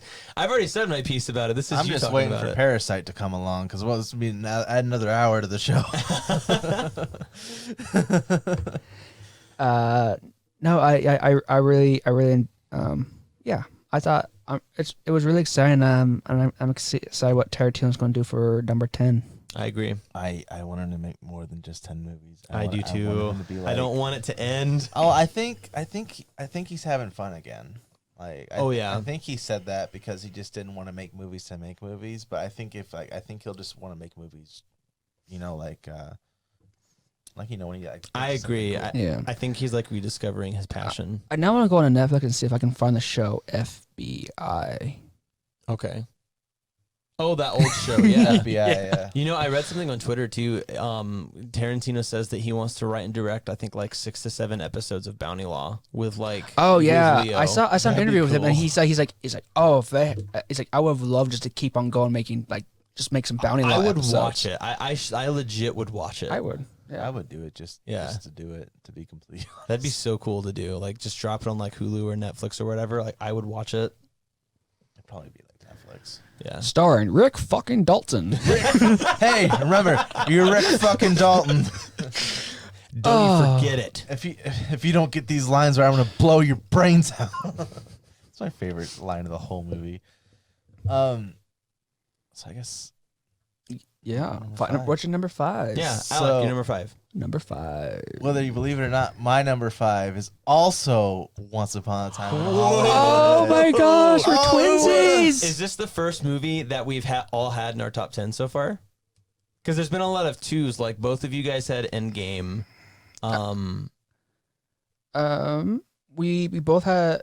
Not, I don't want to Yeah. spoil the top halves of our list yet, but like we've all three said Once Upon a Time in Hollywood. Have you all said Jojo Rabbit? I know two of us have said it. Have you said? Was it you? No, you said Jojo Rabbit. I said Jojo Rabbit. Okay. And I don't want to like ask who else. Okay. But I think so far revealed so far, yes. I think this is the one. This The is the first first film one that has that been on is- all of our lists. So I I'm think gonna with that being said, if you're watching this and you And haven't this was seen your- this movie, this is your cue. You should see this movie. I wish I had like Yeah, a little stamp that we could like stamp for like the picture of like Once Upon a Time in Hollywood. This Approved. is Concussion Media approved. Yeah, it's like There we Peter go. Jackson's got his own stamp. Yep. There we And, go. Yeah. Oh. Once Upon a Time in Hollywood. So, and this was your number 10. My number 9. This is Number my 9. That was this just- is my yeah. number 9. So according to Colby, there are 8 films better than this one. I'll agree. And to be honest, like, I still love this movie. It's one of my favorites. Like, Yeah. this is high up in for Tarantino for me too. Like, this is my third favorite Tarantino of all time. Only second to Inglourious Bastards and Pulp Fiction. I will say I love this movie. Well, Even- I mean, you still get Nazis and that's what I'm- That's true. There are Nazis in this movie for a brief moment. die, you Nazi bastards! Anyone like fried sauerkraut? I love I'm like, I want to try that now. Fried sauerkraut. I 100% love this movie. I've seen it 3 times. We'll check on your this hot dog. year, and I honestly would be down to watch it again for the 4th time. And I love everything about it: the excess, the runtime, the actors, the performances, and the story. This is a story about being on set, and I like in like This is a movie about, in a sense, half of the movie is about making a movie, Yeah, it is. and it's great. Oh, it's entertaining. It's engrossing. It's entertaining, and it's like, how did you do it? And Brad Pitt versus Bruce Lee, I will say, is a highlight. That's one of my favorite scenes That's in the like- movie. There's a long take in that movie in that scene that really blows my mind. I didn't notice it until I watched it on Blu-ray for the first time. In that scene, like the very beginning of it, when Bruce Lee's like first talking, from that moment clear until just before Cliff throws him into the car, all of that is one take. What the Like, did it's you do to my car? It's really long, and just the way that they block those movements out is just, it amazes me. Because there's literally a point where you see Brad Pitt, like, he does the stunt of getting like kicked down onto his butt, because that's a pretty easy stunt to do if like for an actor. So like you see that happen, and you see him do that in camera, and then you see him kind of walk forward and like, let's do another round, see if we can do that again, and kind of like taunt Lee a bit, and then he kind of like, the camera moves past him, and then you see the stunt man come into frame to like throw Lee into the door. Like, it's just Wow. it's very, this movie's so good. Yes, really. It's really good. Also, I saw someone on Twitter say, like, if you cut out all the driving sequences of this movie, it'd be 90 minutes shorter. And I'm like, yeah, who cares? The driving scenes are all awesome. Like, Great soundtrack, by the way. yes, this is my Love. favorite. This is my favorite soundtrack of the year. Yeah, Alec Nelson said this is my favorite soundtrack. This is the soundtrack made for Forrest, I will say. And let me say, if you go onto the soundtrack, it's like made like radio programming. It is. Yeah, And- there's ads and there's yeah. DJs and stuff. Yeah. I'll listen to it on Spotify all the time. And did you listen to like the very last one, like the Batman one? Yes. I like that. Okay, that is like an awesome prize. There's no like awesome prize like that anymore. You get to have lunch with Batman and Robin, and then go to their Batcave and get a Batman Deluxe color TV. Yeah, Sean, you listening? That's actually like, yeah. No. It's like, come down to Radio Dixie to play against your two fit DJs playing Rampage. You know, just come down to the Radio Dixie cave. But yeah, I as a radio DJ, like I think that was awesome. So I've always liked the DJ programming in between stuff. There's this game called like SSX 3. Do you know what this I know this game. And in between the songs, there's this DJ that plays, DJ Atomica, and it's like he's like has like this personality, and it's like really cool here. I wish there was like more interlude type stuff like that on Spotify that we could like put into my main song playlist, so I could have like stuff in between, like just Yeah. I think it's just cool. I like Like it. you could have Yeah. like assigned DJs and stuff. Yeah, Yeah. I just wish, I don't know, something cool like that. I'll but, I'll say this: the DJing and stuff in this, because it's in the movie too. Like, it's not just in the soundtrack, but it reminded me of the DJs in Grand Theft Auto. Like from the radio in that game, like it was just that level of in depth, and it's baked into the DNA of this film. Yes, it totally helps with the immersion of this time period. Makes you feel Essential. like you're in the 60s. Yeah. All right. All right, moving on. Number 4. Number 4. Quattro. All right, so we are now at the point in this list where Things get dicey. it's kind of odd. Like my number 1 has been my number 1 ever since I watched it, but like my number 4, my number 3, and my number 2 all have kind of been like shuffled around a whole bunch. Like I kind of almost see these movies as equals, but I know I had to order it at some point. So I love all these next films like pretty equally, but like there's a reason why they're placed in the order that they are. That's how I feel about my top 3. Yeah. I'll say that. But see, and that's odd. Mostly people say that about my top 3, but it's like this is like my 4, 3, and my 2, but then my number 1's just above. But anyway, my number 4 is Uncut Gems. You were gonna say it. I had a feeling. Yeah, and This is Forrest's favorite movie, by the way. okay. Don't spoil lists. No, I'm not. I was being sarcastic. Oh, okay. We'll get there then. No, this is what I was talking about when I was talking about my favorite acting performance of the year. I'm really pissed that Adam Sandler was not nominated. That's what you were talking about. That's okay. exact. Like, I don't think anyone acting wise touches what Sandler did in this film. Like, he used his real life persona and how the world sees him as Adam Sandler as a weapon in this film. Because if any other actor played the character of Howard in this movie, he would have been an unlikable asshole that no one was behind, and the movie wouldn't work.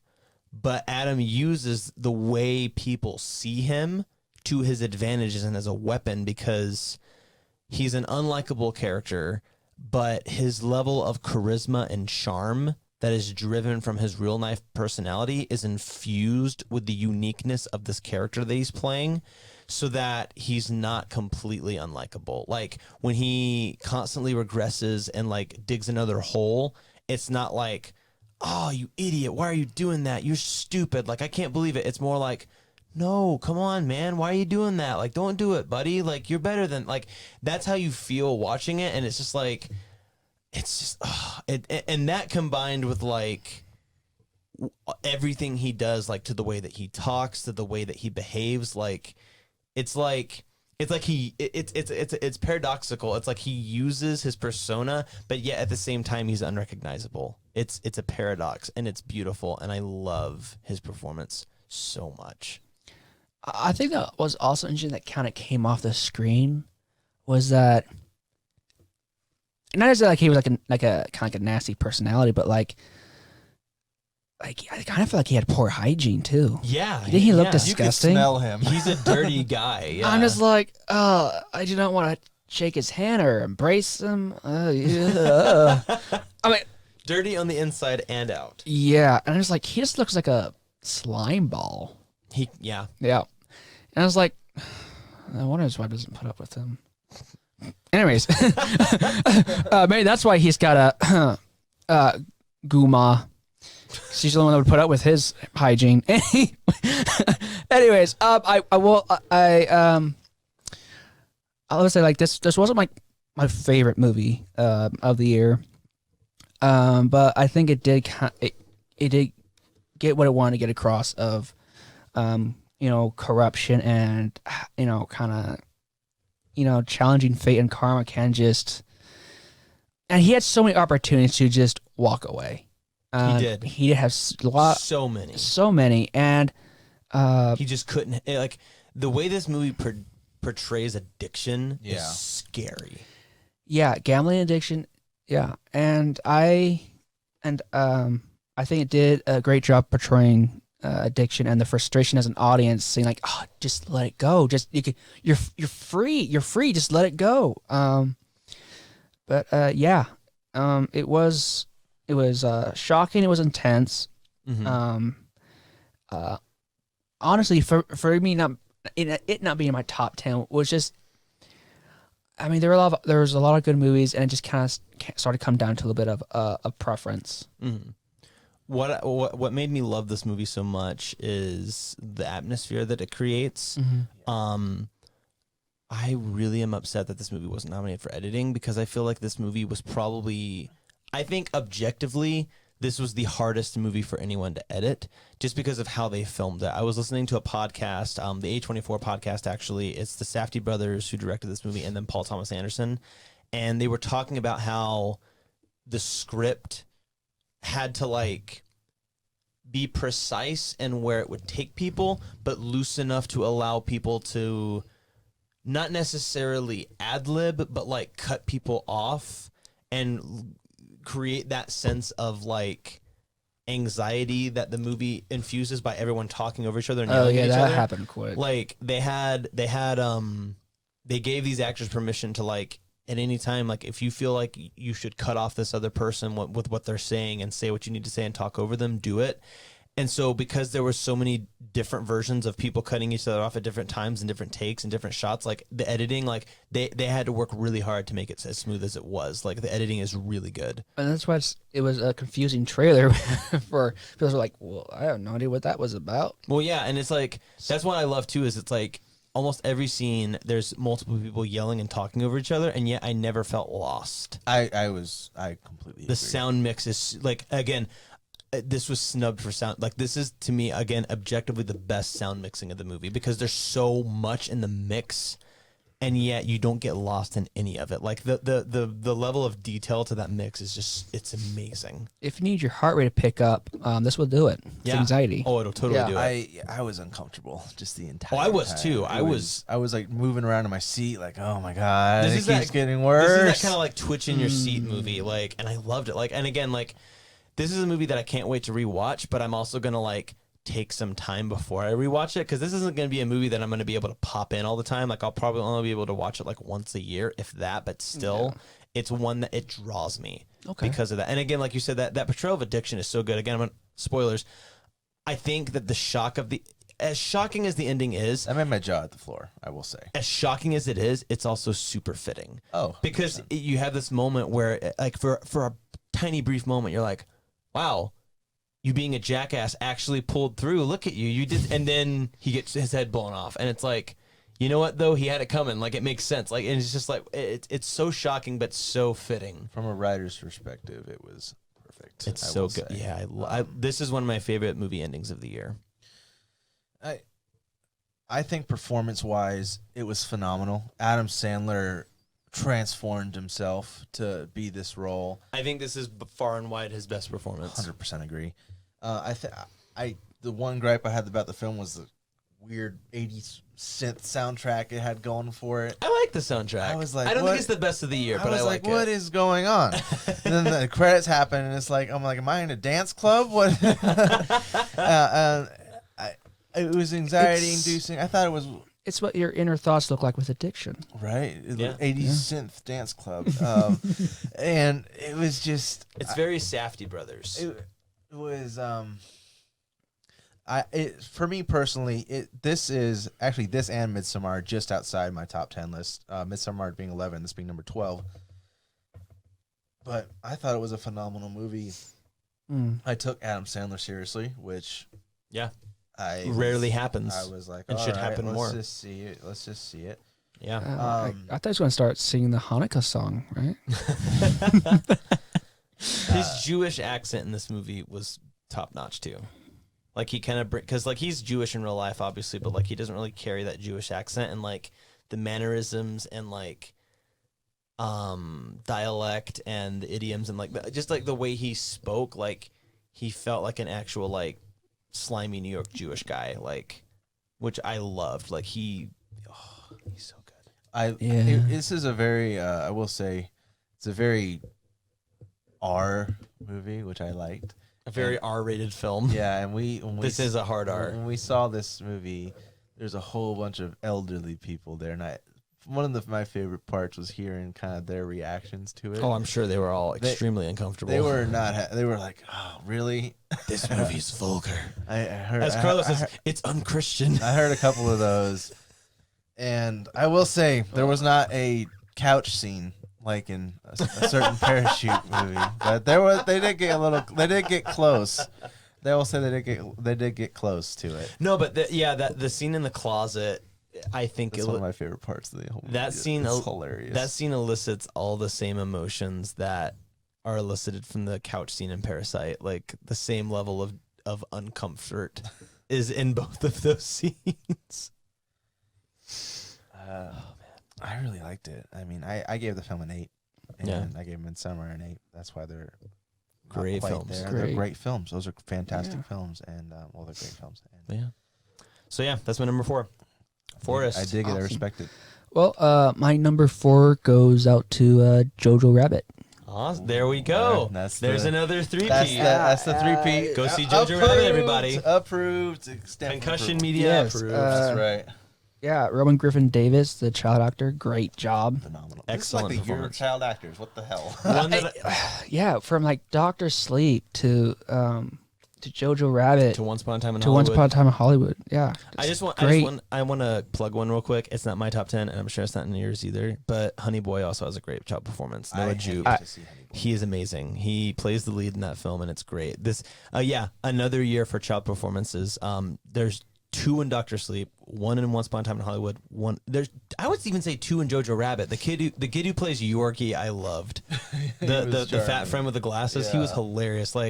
But yeah, a lot of great child performances this year. And also, Thomasin McKenzie, who plays Elsa. Oh my, yes!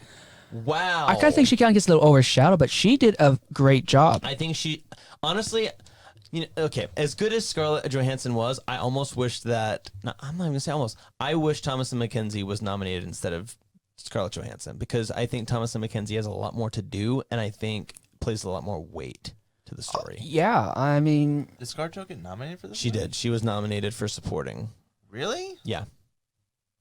I agree with you then. I think Thomasin McKenzie should have been She nominated. was phenomenal. She was. Scarlett Johansson's good, don't get me wrong, but Thomasin McKenzie carries a lot of the weight of this I movie. agree, 100%. and you could just see like like the, I don't know, she was just like so into her character. You can see like the pain that unspoken pain that she would feel when he was throwing like insults. Anytime that he brought up her fiance, you could see it. Yeah. And I thought it was so sweet when he had that change of heart and would like write letters. Oh my gosh! and that was just that part made me so- cry too. Damn it! Jeez. Yes. There was a lot of like heartfelt moments in that whole. It was a roller coaster. There was highs, lows, and playing just- with our emotions. That movie was a roller coaster. it was. But I mean, I really did love it, and I mean, we did talk about what was it? Rockwell doing a great job. Yeah. And I put this so high up because I've never seen like a film like this before, and it was great. Because I've read some like historical books about like Hitler Youth and stuff, and it was it wasn't like that. It wasn't that far off. I mean, and it was they made a bit more lighthearted and silly at times, Yeah, but it's definitely a satire. yeah, definitely a satire. But and I was a little worried. I was worried, like, is this satire just going to be like offensive? And for me, I'm like, no. I think quite the opposite. It was quite the I opposite. wasn't offended at all I the think that entire this is the film. movie that America needs right now. Yeah, I would agree. yeah. Because I was worried, like, I hope it's not offensive, but it wasn't. And Agreed. I mean, we already talked about the amazing performances we've seen in this, and yeah, it's my number 4. Great. Excellent film. It's an excellent film, I would All say. right. So 2 approved so far. All right. Alec, you're number 4. My number 4 Hit us with it. is what? Hit us with it. Ford v Ferrari. Oh, because it there we rhymes with go. 4. 4 v Ferrari. That yeah. is why it's in the your number 4 spot. Actually, I didn't even think of that Yeah. until you guys said it. I was like, oh yeah. Ford v Ferrari fell just short of my top 10 list. I think it's my number 13. I thought No, it's my number 15. number 15. Yeah. Where is Ford v Ferrari on your list for us? I mean, actually, That was my number 8. that was your number. Oh yeah. Yeah. And Matt Damon, if you're watching, your number 1 fan is right here. you did kill it in this movie, I will say. But I thought you were Bradley Cooper's biggest fan. I am Bradley Cooper's biggest fan. I'm not your number one fan. I'm sorry. His dreamy eyes. Gosh. I like Bradley Cooper. I'm actually a huge Jared Leto fan. Oh, In really? terms of, like, acting. Really? No, I think he's fantastic. He is a good actor. He's yeah. actually a really talented person. Dallas Buyers Club is a really good movie. Requiem for a Dream. You need Also to see with that Christian movie. Bale. I haven't seen. I know. for a Dream. To see that because Marlon Wallace gives a drama performance and he's actually really good. Oh, And it's really weird. Mm. But I'm like, okay. No, Ford v Ferrari was just it does a lot of really good things, and it has some of the warmest moments of any of the movies that came out this year. mm-hmm. There's a specific scene that I like to think of. It just warms my heart as a. It's when Christian Bale's son is talking to Matt Damon characters, Mr. Shelby, Carol Shelby. Carol Shelby, his assistant, basically. They're talking, and he's asking him about his dad, and he's asking him if his dad's gonna die or has a high chance of dying, because he was worried about him, and like that just whole sequence is just. Oh, when they're like testing the car. And like his dad Yeah. catches on fire and Okay. they pull him out right after that. Yes, That whole yes. conversation is just. That's a good scene. It's just pure warmth, and that scene just makes me smile, and every time I think back to it, it makes me smile. But Very understated moment in that film. that Another great Noah Jupe performance. He's great in that, and he's great in Honey Boy. I know that's the guy from Honey Boy. Yeah, that's okay, him, yeah. I knew it wasn't crazy. I was like, No, that kid's great. that's the guy from Honey Boy. He's talented. Is there a SIG or Academy for child actors that we just don't know about? Not at the Oscars, but there should be. There should be a child acting award. I mean, sorry, my Academy, like school And, or something. and here's the thing. I feel like it should exist purely for the fact that the Academy so often forgets them, because it's almost kind of insulting to insinuate a separate category, because a lot of times children can play a lead character, but like the Oscars are always so hesitant to do that. And so I would say there needs to be a category, simply because the Oscars don't like to go with youth. And like oftentimes youth will give better performances than older people, and the Oscars just refuse to acknowledge it because they don't care for youth They're that like, much. you don't know shit. You're a kid. Exactly. Yeah. I agree. And it was just a fun movie. I had a really is. good time with it, but It's it a also fun movie. It hit the serious notes. It was extraordinarily well written. I'm a huge car guy, I will say. I love circuit racing. It's like a hobby of mine in general. I wouldn't say it's like a huge passion, but I have a love for cars and appreciation for cars. I grew up playing racing games, and like Need for Speed Pro Street. I don't know if you know what that is. You can literally like build your cars from the ground up, and it's just fun. Like you get name brand cars like Dodge and like Dodge Chargers, and you can like customize the engines and the tuning of the cars, and actually realistically changes the cars. That was the game I played with my dad. Okay.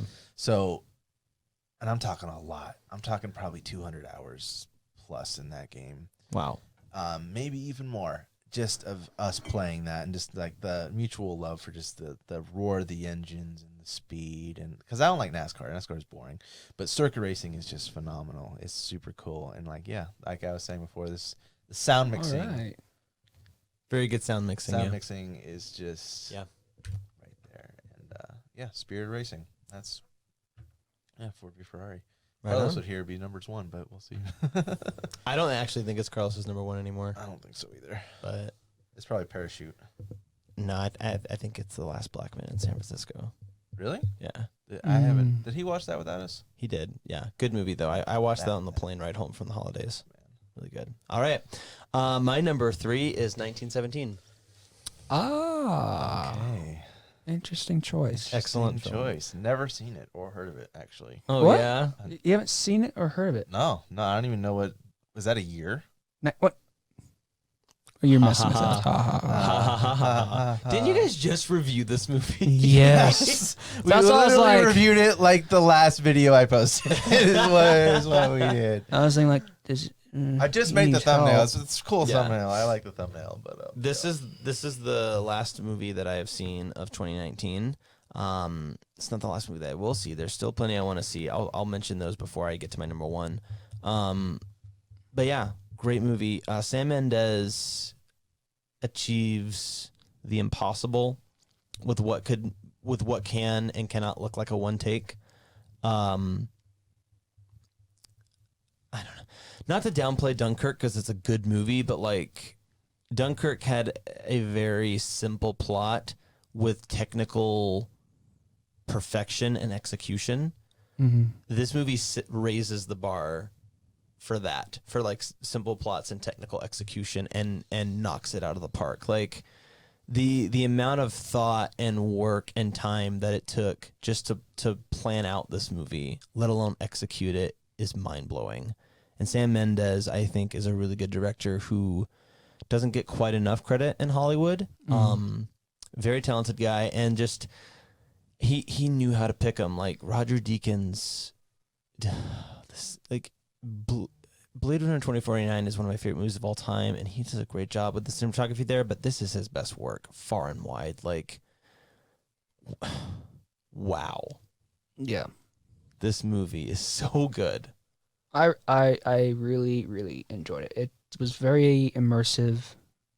It feels like a video game almost. Speaking of that, there is a loading screen in real time in the movie. And it's, like it's the 4 minute where they're just sitting like with the NPCs talking, and he's just like. That is kind of there. And Yeah. the only thing that was missing is like when they would. The only thing that was missing is them like looking over your like, keep your head low. You know. Yeah. Other than that, Just keep your head low. Well, Let's the go. loading bar in the corner of the screen and the little like rotating icon like that. No, there's no loading bar just because they hide that with cutscenes now. Oh, Yeah, they hide that with cutscenes and stuff. look at that. Yeah, they figured out how to do that. Super cool. Well then, all the check marks then. Yep. yeah, I would agree. It was very. I think one of my favorite sets was during the third act with the white rock and the green. Yes. Oh my gosh, and the And- trench. Yeah. That color contrast was And gorgeous. When I saw the green, I'm like, oh my gosh, this is like Circle of Life right here. Because in the beginning, it's just a wasteland. And before this battle starts, it's beautiful, you know? I mean, the white rock was great, but that was, part of the trenches. And then we start seeing like the shelling and just the destruction it's doing to the field. You're like, this is what it's going to turn into. Mm-hmm. And I just really loved that it was like this pristine place that another massacre and destruction was going to take place. Oh yeah. I loved the scene in the town in the second act at night. That one shot where the camera is like placed out of the window and dropped down to the ground. I was level. like, how did they do that? And the only lighting from that scene is from the flare in the sky. Oh, dude, that's It's beautiful. My Very favorite beautiful. part of the movie. It's so good. So that film is my favorite war film of all time. And I haven't seen a lot of war films, and I wouldn't consider myself a war film type of guy. But that was the best one I've ever seen. It's in my top 3. I would say definitely. You okay there? Good. Oof. I would say my number 1 is still Saving Private Ryan, but I would say that See, I haven't seen Saving Private Ryan. Ooh, man. All the Matt Damon movies I just haven't seen. You're missing out. That movie's amazing. If you're Matt Damon's fanboy, Yeah, you Like would have Matt seen that Damon movie. much. Stop saying that.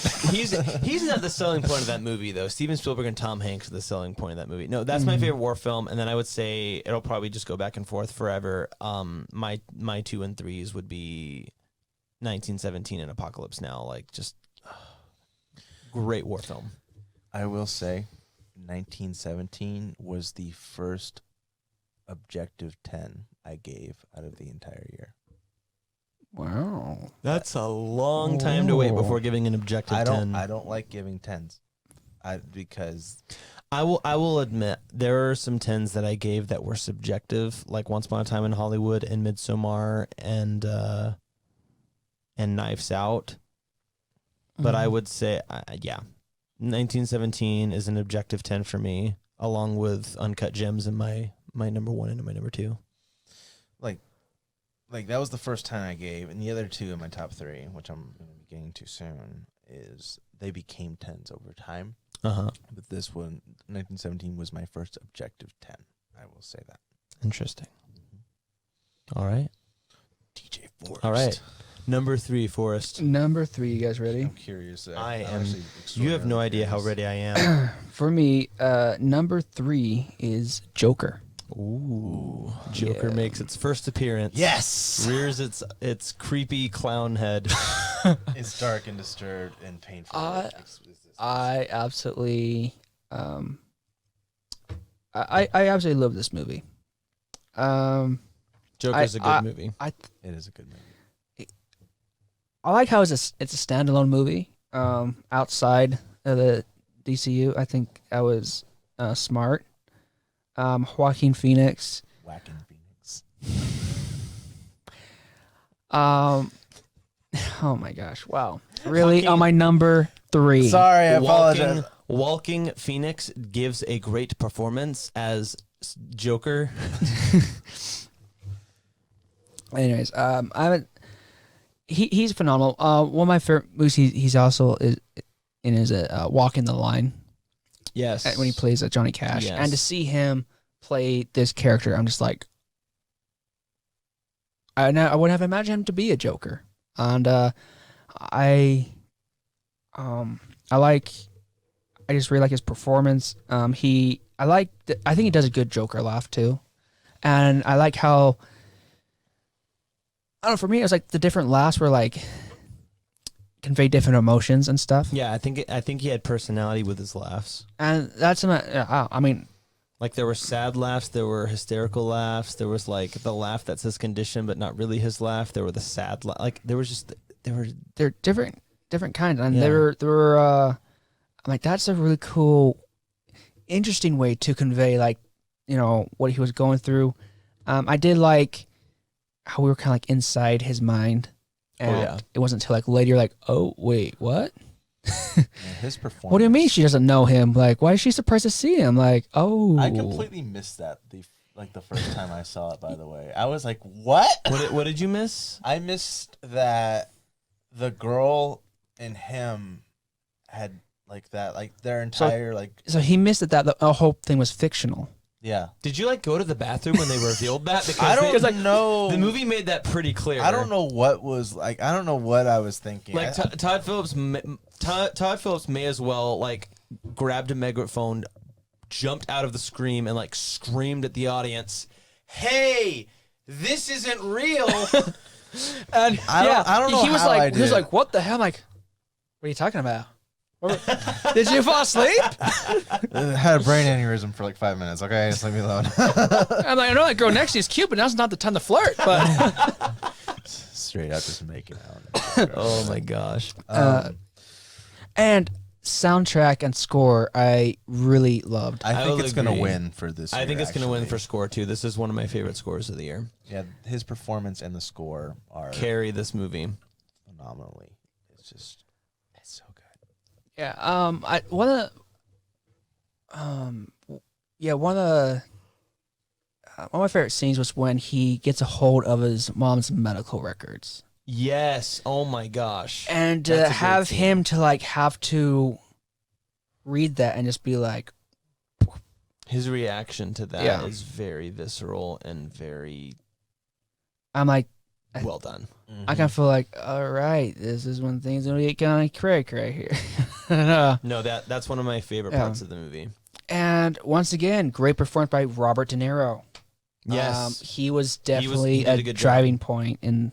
He did a good job. I have my issues with this movie.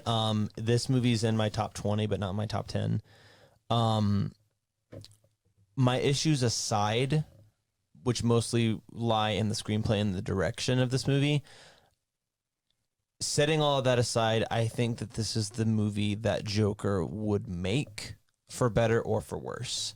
And for that, I have to applaud the movie, because to make a movie of this caliber, to feel like it was made by the Joker is actually impressive. And I think very fitting of the story. And like I said, at times for better and at times for worse, I still think overall that was the right direction to go with this type of movie. Now, I think it would have been done better if it was directed by someone else, but that is just my personal opinion. But I still really like this movie. It is one of my favorite performances of the year. It's one of my favorite scores of the year. I think the cinematography is really good in this movie too. Mhm. I like think the a lot design. of people. I was watching the behind the scenes. They actually they try to plan everything out to make it seem like they made like an actual map of the city and planned out his route. Yeah, the production design's really good in this movie too. Yeah. I actually Yeah, really dug it's it. great. And I just want to say we should have Robert De Niro replace Jimmy Fallon. I just think I hate he can Jimmy pull. Fallon. I think Robert De Niro would be a great late night Oh, host. I would. I feel I'm all like for it. I think he would be too. I just think I just don't think he cares to. He's so old. Yeah.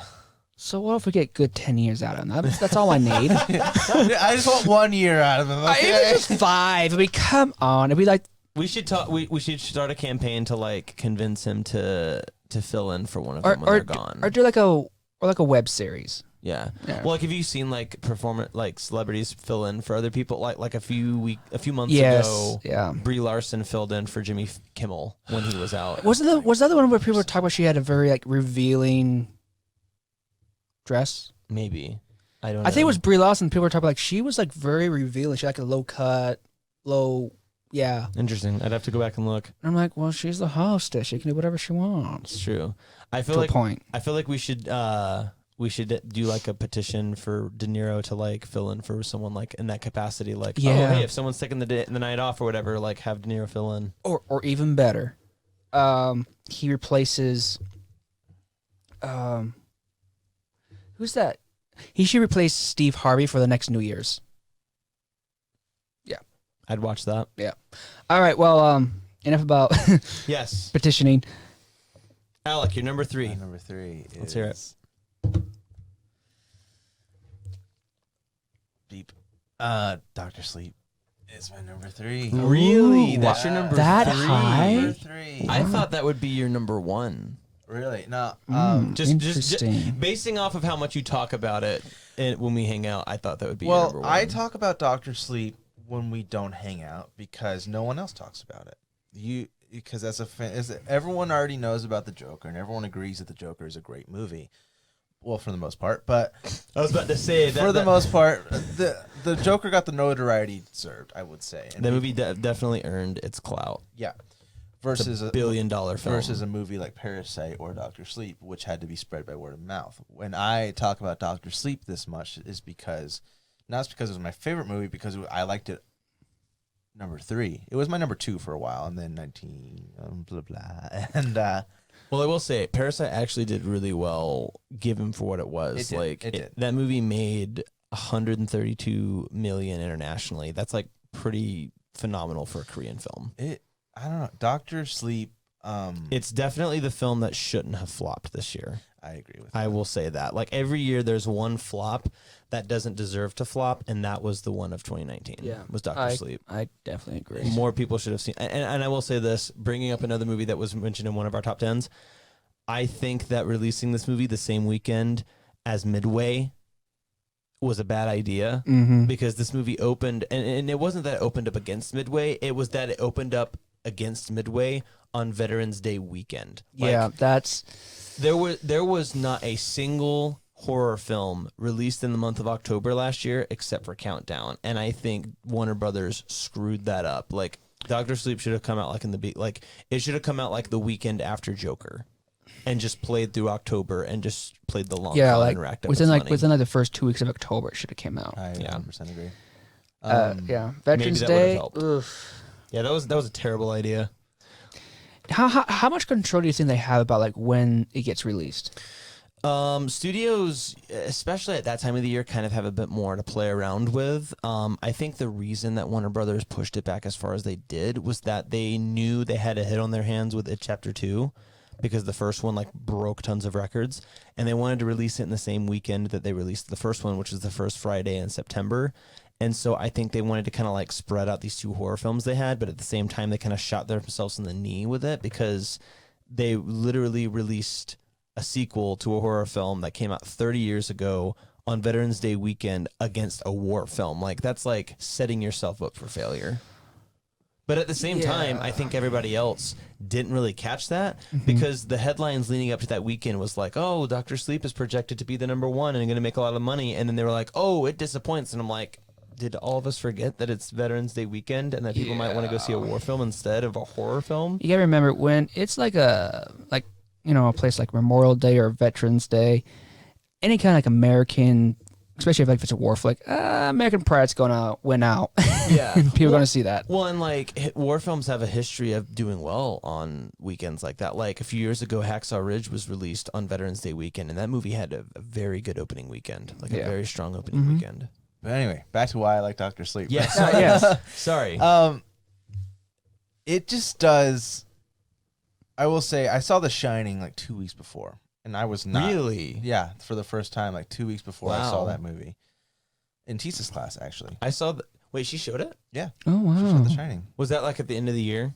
It was right around Halloween. It was right before Dr. Sleep came out. Oh, Or okay. right when we saw that, Nice. and I was not blown away by The Shining. I was like, okay, this is all right. I was not like, wow, this is great. You, sir, and I have to have we need to have an entirely separate conversation All about right. that. I thought this was better by the long shot than The Shining, and Hard disagree, but I agree with the sentiment that this is a very good sequel. this is This is an exceptional sequel. I would give the argument that this is one of the best sequels Very, of all very, time. yeah. It's almost impossible to have like an amazing sequel as this one did for a horror film. This movie reminded me a lot of a film that I love, just as much as you love this movie. I feel that the way that you feel about this movie, I feel about Blade Runner 2049. Like, I don't hate the first Blade Runner. I love the first Blade Runner, and it's a classic, but I think Blade Runner 2049 is actually a better film than the first I agree with you there too. Yeah, and same situations. These are sequels to films that were not financial hits back in the 80s when they came out, but they came to become classics over the years and revered as like landmarks of film. And so all these years later, they released a sequel to it and then didn't do as well just because of whatever reason. And because Blade Runner 2049 flopped too, and that made me really sad because that's one of my favorite movies of all time. One of the most beautiful films I've seen. Yeah, I need to see that. I've been meaning it's great. to, and I really But yeah, want to no, see it. Doctor Sleep, the visuals phenomenal. What they did with the screenplay, this is one of my favorite just screenplays of all time. I loved the story and the characters that they created. Billy, exceptionally, Danny's friend, Yes. and the way that he, that hurt my heart. I loved Ewan McGregor's performance. He had this warmth to him that I just loved, and it was so genuine. And Yeah. the child performances, it goes so dark, and it can get really brutal at times. I love the world that they built, the production designs, and the cinematography was actually really good. The shot when Rose the Hat is floating over the screen trying to get to the inside the girl's mind is one of my favorite shots of the year too. That shot's really cool. Yeah. And I actually can't wait for us all to have a movie night when we can watch I'm Dr. really Sleep. excited to watch the director's cut of this movie. If I remember correctly, you really liked the drawer. That drawer scene Oh, was that scene was hard to watch. well, because it's like We can all relate. You think she's To a like this point. big, like powerful person, and all of a sudden, the that's drawer. that's a big moment for like her. they subvert it, and it's like I thought that was brilliant. Oh yeah. No, yeah, that was Going back to the screenplay, one of the first things I said, I saw this movie with my cousin and he and I talked about it after watching it. This movie plays out pacing wise like a book, and that shouldn't work. Like, movies can't have the pacing of a book. It's impossible to do, but yet this movie somehow did it and pulled it off, and I'm still blown away at how it was able to do that. Yeah, I agree. No, Yeah. yes, I know. I agree. I did really like the pacing. I thought it was kind of like you were like watching a novel. Yeah, And a damn good one too. yeah, really good. Great job creating tone. Like one Yeah, like I said, I think it was great. They of the blend between Stephen King and relation to Kubrick's film. So I think it was a great, perfect blend. Yeah, As good as they can get it. this movie had a really hard task of being a sequel to a book and a movie that do not at all agree with each other, and yet it pulled it off. Like, there's something in this movie for everyone. Like, if you loved the movies or the books or both, you're not going to be disappointed. I have And a that was feeling cool. that this film is going to get a good following as the years Oh, go on. absolutely. I think It's going to be like The Shining. It'll have its own following. it's like The Shining, but in present time, because that movie did not do well when it first came out either. It's true. Neither Yeah, did Blade Runner. So that's it's true. These are history all repeat- true statements. History repeating itself right now. Yeah. All right. What is your number 2, Colby? My Number number two is Ad Astra. Wow. Mentioned twice on the Yeah. list. There we go. A Yeah. lot of movies mentioned twice. I will Yeah. say that. So Ad Astra is the movie that, again, like, I think and as again, like I said, my 4, 3, and my 2 bounce around. And to be honest, I think Uncut Gems in 1917 are better technically than Ad Astra. But the reason Ad Astra sits at my number 2 is because of the personal connections that I have with this movie. Okay. Which I completely respect. Yeah.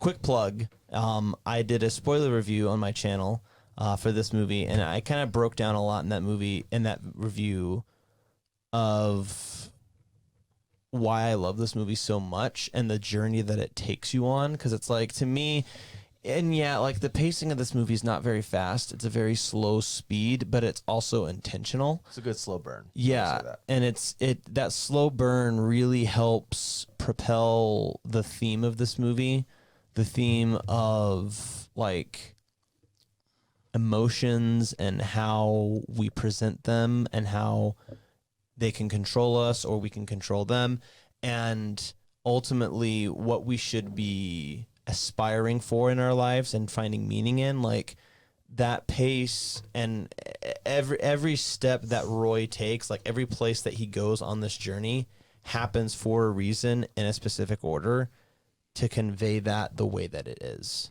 And I really love James Gray for the patience that he had to make this movie the way that it did. Because like you said, it's very polarizing. People either love it or hate it, but it wouldn't pack the punch that it has emotionally if it didn't construct itself this way. I'd say this movie it was just a case of poor marketing with the trailers. I agree. This movie sold itself through the trailers as like the next Interstellar, and it's not even trying to be that. Yeah. I think it made a mistake with that being in marketing. The marketing makes you almost think like, oh, this movie's about what's out there and are there aliens or other sorts of, and like, that's not what this movie's not interested in that At all. Yeah. And the question I got to ask you is, do you think this movie is a better movie than Interstellar? And 100%. And do you think it's a better movie than Gravity? Like those are like the two biggest space movies I could think of I in recent think- years. I think comparing this movie to Gravity is kind of a disservice, simply because Gravity to me is like 1917. Like, It's a masterclass in sound. yes, it's very minimal on story, but it's trying to be technically impressive, kind of like 1917 is. Whereas Ad Astra is trying to be narratively complex, and it succeeds in that. And then, like, the same with Interstellar. Like, both Interstellar and Ad Astra are trying to have very complex main characters with a lot of emotions and that go on very emotionally complex journeys. The thing about Interstellar is that Interstellar has very beautiful and impressive visuals. Technically, it's a masterpiece, but its story is very jumbled and unfocused. And here again, Ad Astra has the visuals behind it, but it also has the story to back it up. And so I walked out of Ad Astra with the feelings that I expected to feel when I walked out of Interstellar. So it's very satisfying for you. Yes, Ad Astra is an extremely satisfying theatrical experience. I really liked it. 100% respect it. 100%. Oh yeah, that's really cool. I mean, sorry, no. I mean, you basically said everything. I was like, what else can I add? I mean, Good enough What else could you add? to the Astra. Yeah. These puns are getting ridiculous. Yeah. I think it's going to gain some more recognition as time goes on. I 100%. I hope so as well. Again, I hope it this does. was another film, like, speaking of Dr. Sleep, this one flopped too, and I really That's hope that just- it finds its audience over time. Yeah. Yeah. That's a coin flip, I think, on that one. I hope it happens. I agree. I do too, because I don't think it's much of a guarantee because it doesn't have like the Shining type thing behind it. But Yeah. yeah, I agree. I hope this film finds an audience over time. Yeah, it did kind of make you more conscious. Like, there's a reason why you don't feed animals in the zoo.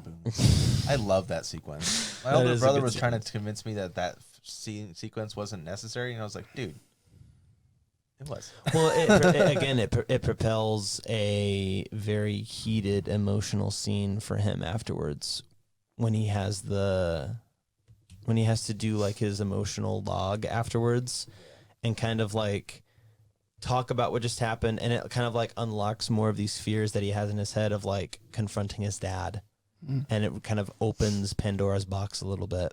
Yeah, I mean, and I agree. I think my favorite part of that of Bad Asher is definitely I love the cinematography. Some very beautiful shots. Yeah. Extraordinarily pretty. All right, Your number two. My number two- your number man. 2. Let's hear it. El Camino. Breaking Bad. Appearing twice. Hearing twice. Here we go. I put this at number 2. I've seen Breaking Brad. Breaking Brad. Breaking Pratt. Breaking. Breaking Paul. Yeah, Aaron Paul is phenomenal. By the way, he's one of my Great actor. one of my favorite actors. His personal life too. He's a very down to earth guy, and he does he does a lot for his hometown in Idaho as well. In fact, during the Breaking Bad seasons, that he would do little scavenger hunts around his hometown. Really? Yeah. Hiding blue candy. That's actually pretty cool. I don't know. If So funny if you I did. think it's cool. It's like, yeah, really cool guy, and I really liked El Camino. Like, because at the end of the season 5, I was like, whatever happened to to Jesse Pinkman? I know it wasn't like a necessary thing, but then at the same time, it was for me. And Vince Gilligan just pulled off an amazing feat of just, because I think they could have gone by like adding too much, like, oh, we got to show this character again or this character again or this character, and it didn't do it. It just showed what was necessary to tell a story, and I think it did great for Jesse Pinkman's arc as a character, and I think it ended very well. And the flashbacks in this movie were great. They were, in my opinion, seamless, and they helped tell a story. Even though some of those flashbacks were quite a ways back, and I really loved it. Beautiful shots. I don't want to spoil it for Kobe. There's some really damn good ones. Yeah. In That's right. I'm trying not to spoil anything. I'm there. sorry. Yeah. No, you're good. I hope I didn't spoil anything so far. You haven't. No, yeah. Very, very beautiful shots. Very good acting, and there are gosh, how can I say this without spoiling? There's just It's hard. there's one shot where a camera's high up. That's all I'm gonna say, and it's great. It's something I haven't seen before, and I think it That really. entire sequence is fantastic. Yeah, I mean, I'm thinking like, is there a bad scene that I just did not like in that movie? I'm like, nah.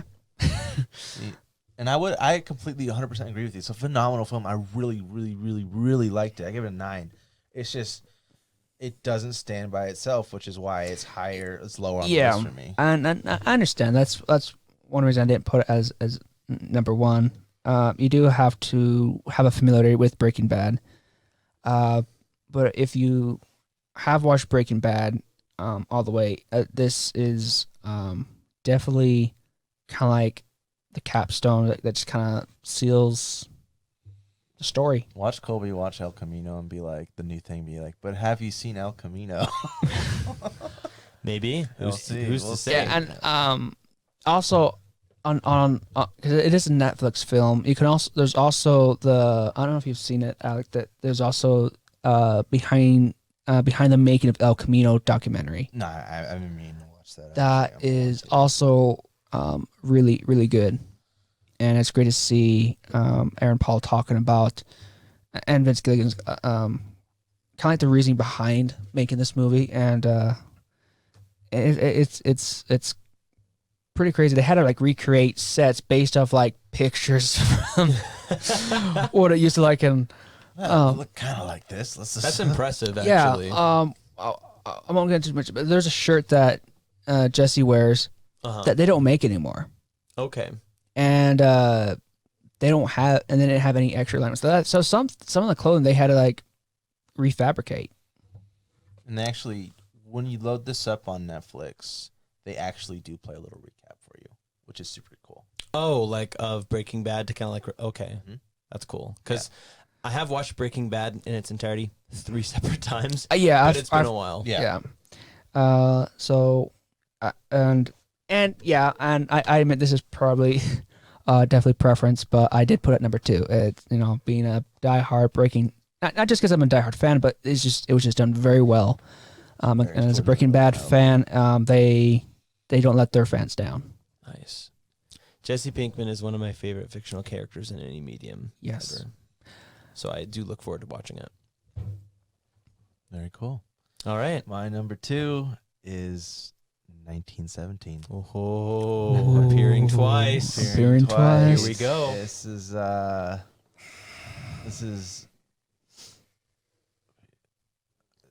my number 2 of the year. The one take that was so immersive. I'm like, God of War was my number 1 game. I think it's my favorite game of all time is God of War. And that entire video game is created in a one take. And it's just this immersive, extraordinarily well done. Like, you can't explain it, what it's like to have everything to be in a one take. And just like the amount of effort and planning and editing to make it be edited this way. It was just, it left me scratching my head wondering how they did certain shots. Like when the camera went out of the house and then down and then kept going and it was behind him. I was like, oh, what? And Yeah. I will say, I don't have a favorite scene in this movie. The entire movie is my favorite scene. Fair enough. Yeah, that's how I feel about it. Because every single scene is different. So That's true. basically, when it comes out on DVD and you go to chapters, it's just one chapter. Yeah. I mean, it might as well be just because, I mean, yeah, the film has movements and characters interact with certain sequences and scenes and people the way that you would expect, but it feels like it's in real time, which I don't know how they did, because it's like they travel a period of 9 miles and the movie is like mapped out that way and it's a 2-hour runtime, but yet That It scene felt- where he gets knocked out did most of the heavy lifting. Time for travel time became that. possible there. time travel became.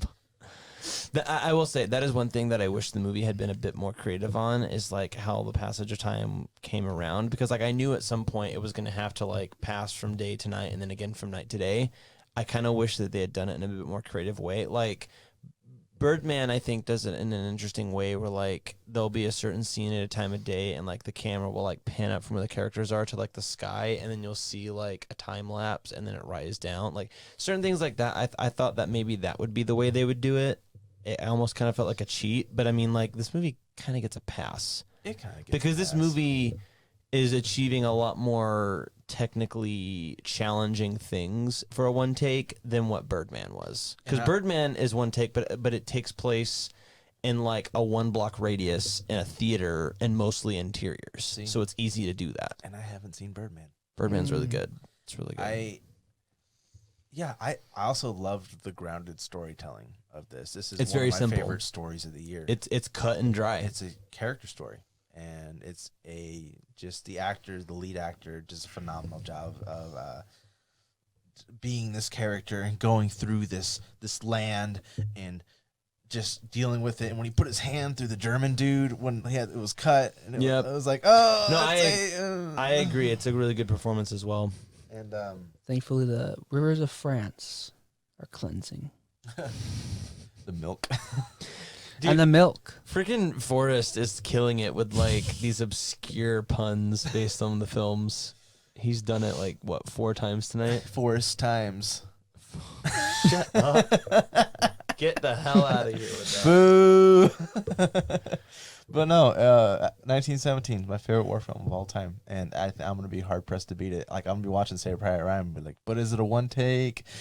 No, straight up. No. Like I don't think you're prepared for how technical the D-Day sequence is in that I'm film. probably not, but because that movie opens with it, and it's like Very detailed and it's, that, like straight up that D-Day sequence could be released as a short film, and it would still be my favorite. Like that, if Saving Private Ryan was just the 30 minutes that is that D-Day sequence, I would still say it's that a that's 30-minute sequence. Yeah, that's the opening 30 minutes of the movie, because it's a 3-hour movie. Oh, okay. That legitimately, like, those 30 minutes could be released as Saving Private Ryan, and it would still be my favorite war film of all time. But that scene's amazing, and the story that it tells aside from it's good. But that it's every so time I watch the D-Day scene, it still has emotional impact. yeah, and that movie's over 20 years old now, and it still has that. Same That impact. just blows my mind. That it's I can't what 1998. 98.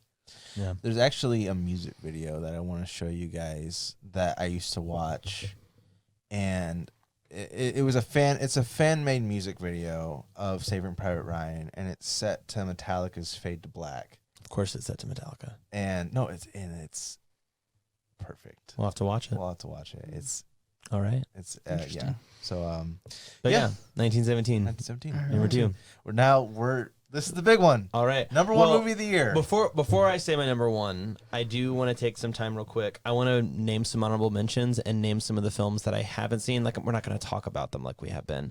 I just want to name some films. First, I want to name some honorable mentions, films that didn't quite make it into my top 10. Honey Boy, Little Women, The Lighthouse, Rocket Man, Ford v Ferrari, Brittany Runs a Marathon, Joker, Us, Blinded by the Light, and The Farewell. Those are like some of my honorable mentions that I wanted to list. Films that I haven't seen yet from last year that may or may not have made it into my list, I don't know, that I still want to see include like El Camino I haven't seen. Waves I hear is great. Still haven't seen that movie and really want to. The Two Popes I haven't seen. Dolomite Is My Name I have not seen. Yeah, I've been wanting to see I that. hear that's great. Les Miserables and Portrait of a Lady on Fire, both two French films that I hear are amazing that I haven't seen. So, but yeah. Yeah, I mean, I haven't really been wanting to see a Portrait of a Lady on Fire. I heard it was done in 4K. I've heard it was shot in 8K. Oh, that's right, 8K. I'm Yeah, sorry, and I heard 5K. New. And Can you 210. imagine? Yeah. I've heard that it is just absolutely vibrant, and The colors, like, people have said that you see colors that you've never seen before in that film just because of how they shot it. Like, I don't know if I'm prepared for that. I know. Better take some shrooms before you watch that one. You'll see the universe. I am excited though to see that one. Like, but yeah, quite a bit of movies that I still want to see, but I saw as many as I could last year. So 75, 71? 79 so far. 79. I've seen 79 Yeah, new you releases saw- from last year. I saw 30. I saw 36. Okay. So you saw almost. What was that? Almost double. Like I'm almost at 40. 35 you're and almost at 80. 35 is that's 70. So a little over. So 72. So I've seen over half. Yeah. Over double. Some honorable mentions for me, or Forrest, did you want to go first for the honorable mentions for you? Yeah. Some honorable mentions for me that didn't make it to the top 10 was a Beautiful Day in the Neighborhood. I still haven't seen that. I need to. I thought it was just going to be a Mr. Rogers movie. It is not. I don't know if I And I'm not going to go spoil anything, but Okay. I went into this movie being like, ugh. I saw this movie with May, by the way. And I thought, I was like, I don't think this is going to turn out being a great movie. I was like, and I was honestly, I was I'm like, just here to I just- enjoy the movie. Yeah. I was like, you know, But it's good. it's the only thing that's playing at the Main Street Theater. I'm like, okay. But it was good. And then it starts playing, you know, and then like about like, you know, by the towards the end of the first act, I'm like, yes, I do love this movie.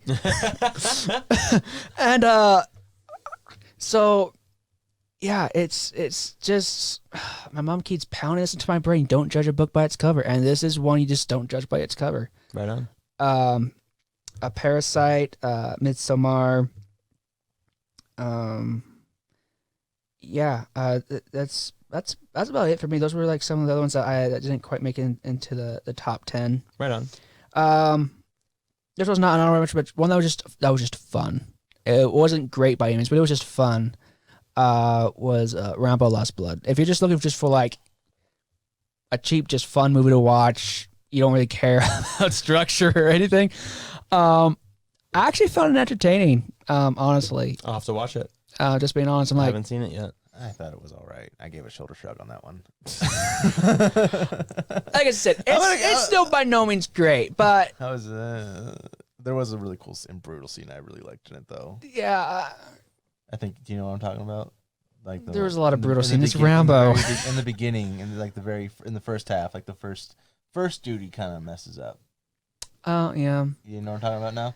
yeah. A little. But I always say it's maybe the better like one or two of the other Rambos I've seen. Okay. But just kudos to Sylvester Stallone, like being fit like that. Just wow. In his age, yeah. In his age. He's a G. Anyways, getting off topic here. But anyways, just wanted to throw that out. That's just Okay. fun. Anyways, Any honorable mentions, Alec? Oh yeah, I'm just gonna say my bottom 15, or not my bottom 15. I'm gonna say the 11 through 15. Just the bottom half of my list didn't quite make it very close. Midsommar, number 11. Okay. Then Uncut Gems, very close. Very good film. Then Us. oh yes, that's a good one. Zombieland Double Tap. Oh, Very entertained by that film. another one with Woody Harrelson besides Midway. I thoroughly enjoyed it, and they had Metallica in the beginning. A lot of good points for me. And then number 15, which is a surprise, really like for me, was Rocket Man. Yeah, Rocket Man's a really good movie. I don't like musicals. That one stayed in my top 10 for quite a while. I was and actually then tricked into didn't. watching it. Yeah. You know what? Great movie. Great movie. Really liked it. Taron Egerton gives a great performance. He's phenomenal. Some movies I didn't see was The Irishman. I just didn't see it. Dolomite Is My Name I need to see, and there's just a couple of other movies, but I feel like I saw the major hitters except for The Irishman this year. Marriage Story I don't think I'm gonna see, but for the most part, yeah, there's just All I right. think that's where I'm at. Sweet. So number All one. right. Well, I mean, I don't know why I'm looking at my phone. I don't have to look for it. If you know me, you can see this coming a mile away. My number one is Parasite. Oh, I thought you were gonna say Toy Story 4. I have not watched Toy Story 4 yet. It's Really? not that good. I did not like it. To be honest with you, like I don't really know if I can really weigh in the animation category this year because I didn't watch that many. I watched the Lego Movie 2, but that was about it. I have not seen Klaus. I have not seen I Lost My Body. I have not seen Toy Story 4. I have not seen How to Train Your Dragon 3. I have not seen Missing Link. Like I didn't watch that many animated movies this year. There's some I need to watch apparently, but yeah, no, Parasite's my number one movie of the year. This movie is not only my favorite of the year, it's one of my favorites of the decade. It blows my mind what Bong Joon-ho was able to capture in this film. How he was able to get us on board with a family of four, get us to understand them, And their culture. yeah, In a very and their quick culture, way. yeah, in a very quick way, understand them in a very quick way, feel for them in a very quick way, and yet at the same time not portray them as these perfect little heroes. They all make mistakes throughout the film, and yet we can still root for them and understand them. He subverts expectations. Did he write this too? He co-wrote it with someone else. So Yes. I just want to interrupt you real quick. Sorry. No, you're good. When the way that he wrote the characters, you were saying that we got to know them very quickly. Yeah. He did this very interesting thing where he would reveal just enough to feel like we would know the characters, and then he would be revealing little bits more. Then he would introduce an entire new like, aspects of them. Yeah. Like just how like you would like find out like when you actually get to know a real person, like you don't know them until like he's done an extended Those period. layers get to be peeled back as you get to know them. And I thought that was fantastic. Yeah, he does that with this movie. It's just watching this film to me feels like watching like a masterful conductor conducting a symphony, like an orchestra. Like he carefully moves you from movement to movement, from piece to piece, in such perfect pacing and such perfect timing that it pierces you. Like It's relatable, it's shocking, it's entertaining, it's funny, it's dark, it's saddening, it's tear-jerking at times. And It's sudden too. yeah, it's sudden. And again, it's thematically rich, it's culturally relevant, and it's entertaining. Like very rarely do movies come along that I'm like, literally nothing was done wrong. And to me, this is one of those. Like, it's so proficient in every way, from a storytelling standpoint, from a technical standpoint, from a filmmaking standpoint. Like, God, I love this movie. It's so Kobe 2019. No, it's really good. God, I love this movie. And I it's so think you great. told us that they built that house from scratch. They did. They built the house. And- The Park family house was built from scratch. And when I was watching it, and I was like, that is just, how much did that cost? That's something that you have to wrap your head around, because that's a beautiful house. It's beautiful. It's in a unique location, Mhm. and they utilize all of it. Yeah, And I think that was awesome. the Well, layout comes into play so many times through the story too. yeah, I just think it was amazing, the comparison of like the main living room and like just that view of like the There's the no lawn. TV in the living room. It's just this giant wall that's made of glass. Yeah, And you just have this view of the yard and outside. and it's peaceful and whatnot. But then you have the people like lower down in the town, and it's just a completely. I liked the class comparisons, Yes. 'cause I kind of feel like that's something that's going to grow more distinct as years go on. The way that he visualizes class between like inclination is amazing to me. Like, he does it in miniature ways by characters like walking up the stairs to the house and then downstairs into like the basement and like the tunnels underground underneath the house. Like, just by walking up and down, that class difference is visualized. And then it's done on bigger scales, like when they leave the house after having, stayed there overnight, and they're all underneath the table and the couple's falling asleep on the couch and they have to leave. Like, again, visually represented by like leaving this beautiful house, and they constantly are going down and down and down the street, Yeah. down the stairs, down through the tunnel, down through more stairs, down to where they're finally in their neighborhood, and all of the water has followed them down with it, and now their house and their neighborhood is flooded. Again, another set that they built inside of a tank to flood this whole thing. Like, but just the visual representation of class and capitalism in this film is just so perfectly done. Like, Joon-ho was trying to paint a picture of capitalism in South Korea, and he accidentally painted a picture of capitalism through the world. Like, and releasing this movie made the world realize that like capitalism, it just isn't affecting Korea or us. It's affecting everyone. And like, it's something that should be talked about. Like, it's interesting. Like, but yeah, like he finds an interesting way to entertain people, but also start an important conversation with it. And it blows my mind that he's able to do the two at the same time. Absolutely. Well done choice for number one. I mean, it's I can't refute you or call you. yeah, Like, absolutely, thing. absolutely amazing. Love the movie. Nice. All right. Forrest, you're number one. Number one. I'm actually I don't know which one this is, so I'm excited to hear it. Oh yeah. I probably just screwed up. You the just level screwed so it up, badly. dude. Like, You're dude. good. No, so no, my number one is 1917. Oh, so- another 3P. Everyone go see 1917. Please go see 1917. Yes. More one takes, please. Loved how a lot of the imagery told the story. I think to be a film creator and be able to tell a story using a lot of images and visuals more than the characters themselves is definitely a masterpiece to do, and really hard to pull off. I mean, granted, yeah, you need the characters to help tell the story, but it was just, I liked how everything was like connected. One of the scenes that stood out to me was when he's floating down the river holding on to the log, and he starts to see the flowers. the white flower petals. Yes. And I'm like, yeah, that's just like almost the same thing from like the cherry trees, you know? And I kind of felt like because when you see that, it's just kind of like that little spark of like hopefulness. Like It's a brief moment of peace. it's a brief moment of peace inside this hell that is this Yeah. soldier's life right now. Yeah, and I just thought that was just a beautiful way of doing it, Oh yeah. and I absolutely loved it.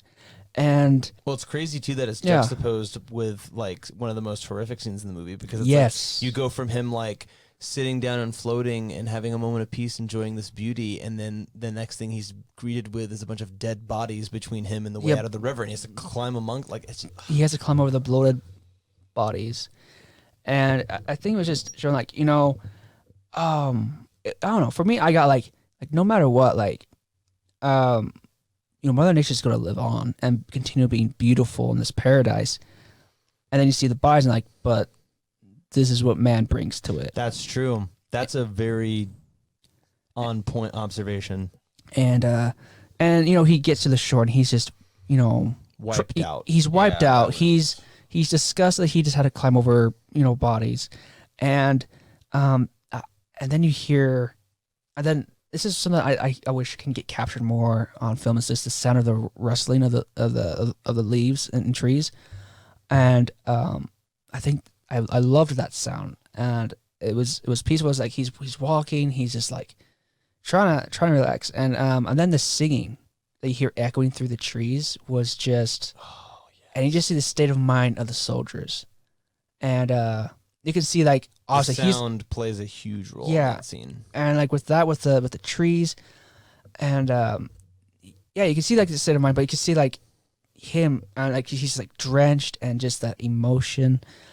And so with seeing all that imagery and stuff, I mean, yeah, the one take was out of this world. I think that was a technical masterpiece. But I really, there's so much imagery, like from like the flares, to the trenches, to like the very last one, where there's that one tree that he goes to Yes. rest. It was kind of like everything kind of coming back to kind of like full circle again, for like where it started, where he was waking up to from a tree, and then going through this entire hellish experience, and then finding comfort, seeing his personal friendly photos, and it was just, there was just so many emotional impacts it had on me. Yeah. That this became number one for me. An interesting note, both of our number ones, Parasite and 1917, both end and begin in the exact same shot. Oh, that's right. Because in 1917, you open up.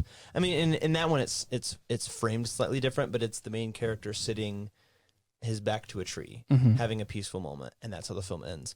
In Parasite, the film opens with a shot like outside their window, and it pans down to the son, like thinking and like looking at his phone, and then it ends in that same shot, the same window, and he looks down and he's writing a letter to his dad, and he looks up like it's Yeah. Yeah. I love Both it of- when it comes together. both of those films are just poetry. They're like beautiful like bookends Yes. on a shelf. Exactly. Yeah. Also, I just want to point out before we move to your number one, 1917 has a pretty high average in this video. It was my number 3, Alex number 2, and your number 1. Yeah. They were One, that movie. two. That movie was in both of our top 3s. So this is a must see. I agree. If there's one thing you take away from this video, it's that you see 1917. Okay. All right, what's your number 1? No, I wonder what it is. If you know me, I know what it is. Colby knows what this is. I'm pretty sure. Was it of course. Metallica Tour 2013? It's Metallica. It's Metallica. It's Through the Never Part 2. Okay. You guys know Metallica made a movie, right? They did. It's One of my buddies went to go see Through the it. Never, and it was actually they had what's his face? They had the guy that plays Green Goblin, and Willem yeah. Dafoe was in it? no, the guy that played in Amazing Spider-Man. Yeah, I mean, Spider-Man that 2. movie they had Dark Angels, they had Iron Maidens. It was like a whole bunch of. I'm joking. I haven't seen the movie. It actually has some pretty cool sequences in that. No, like it's like we're all sitting here and Alex like, oh, everybody knows what my favorite movie is, and we're like, oh, we know what it is too, and he's like, it's Metallica. Surprise, motherfucker. My number one movie of the year is Joker. Yep. And for Well, many reasons actually. It's just it's checks off all the boxes of movies that I tend to like in terms of like there's ridiculous amounts of smoking. It's a dark movie and it's trying to convey a meaning about the world. But the main reason this became when I originally ranked this movie, I gave it a 9 just because I'm very stingy about my 10s. But this became a 10 just because of the way that this film personally connected with me. And like, this movie was a perfect representation of. This was a visual images of like feelings that I and a bunch of other people in the world. Like this was a. If I can speak. This is a calling. This is a movie for the misunderstood, and I will say that for the frustration and the pain and like the things that people go through. Like for me, this was this movie was just. I know how you feel, and like it gave me something to connect to, which is what music does for me a lot of the time. And like so, this movie spoke to me in a way that a lot of other no other movie ever has before. And this is a very personal movie for me, which is why it's my number 1. And it's just, yeah, I would literally watch the original trailer, which is one of the best trailers of all time. That Smile trailer is really good. I would literally watch that trailer for therapy. And I was like, this is how I feel right now. Like the imagery that they chose to use, his head hitting the glass, him kicking the trash bags outside, like that frustration of like I could feel that. And like it gave enough context to like, this is how he is his whole life. Like this is how it's been. He's been like, he's been misunderstood his whole life. And like how we see him being treated is how like they gave us just enough to work with. And Joaquin carried this whole film with his mesmerizing performance, and he's really being really humble about the whole thing, but it was phenomenal. And the score was just the most perfect score of 2019 for me. Maybe this one. Yeah. And I will say, with my faults in this movie and where I disagree with you on certain areas, I will not refute your statement of it being for the misunderstood. Like, as generic as like the whole like mental illness portrayal, not of Phoenix's portrayal, but like the movie's portrayal of it. Like, Phoenix gives it personality, he gives it a soul, he gives it a heart, and he gives it a pulse. And this is a movie for the misunderstood. Like, this movie does speak volumes to how those people are treated.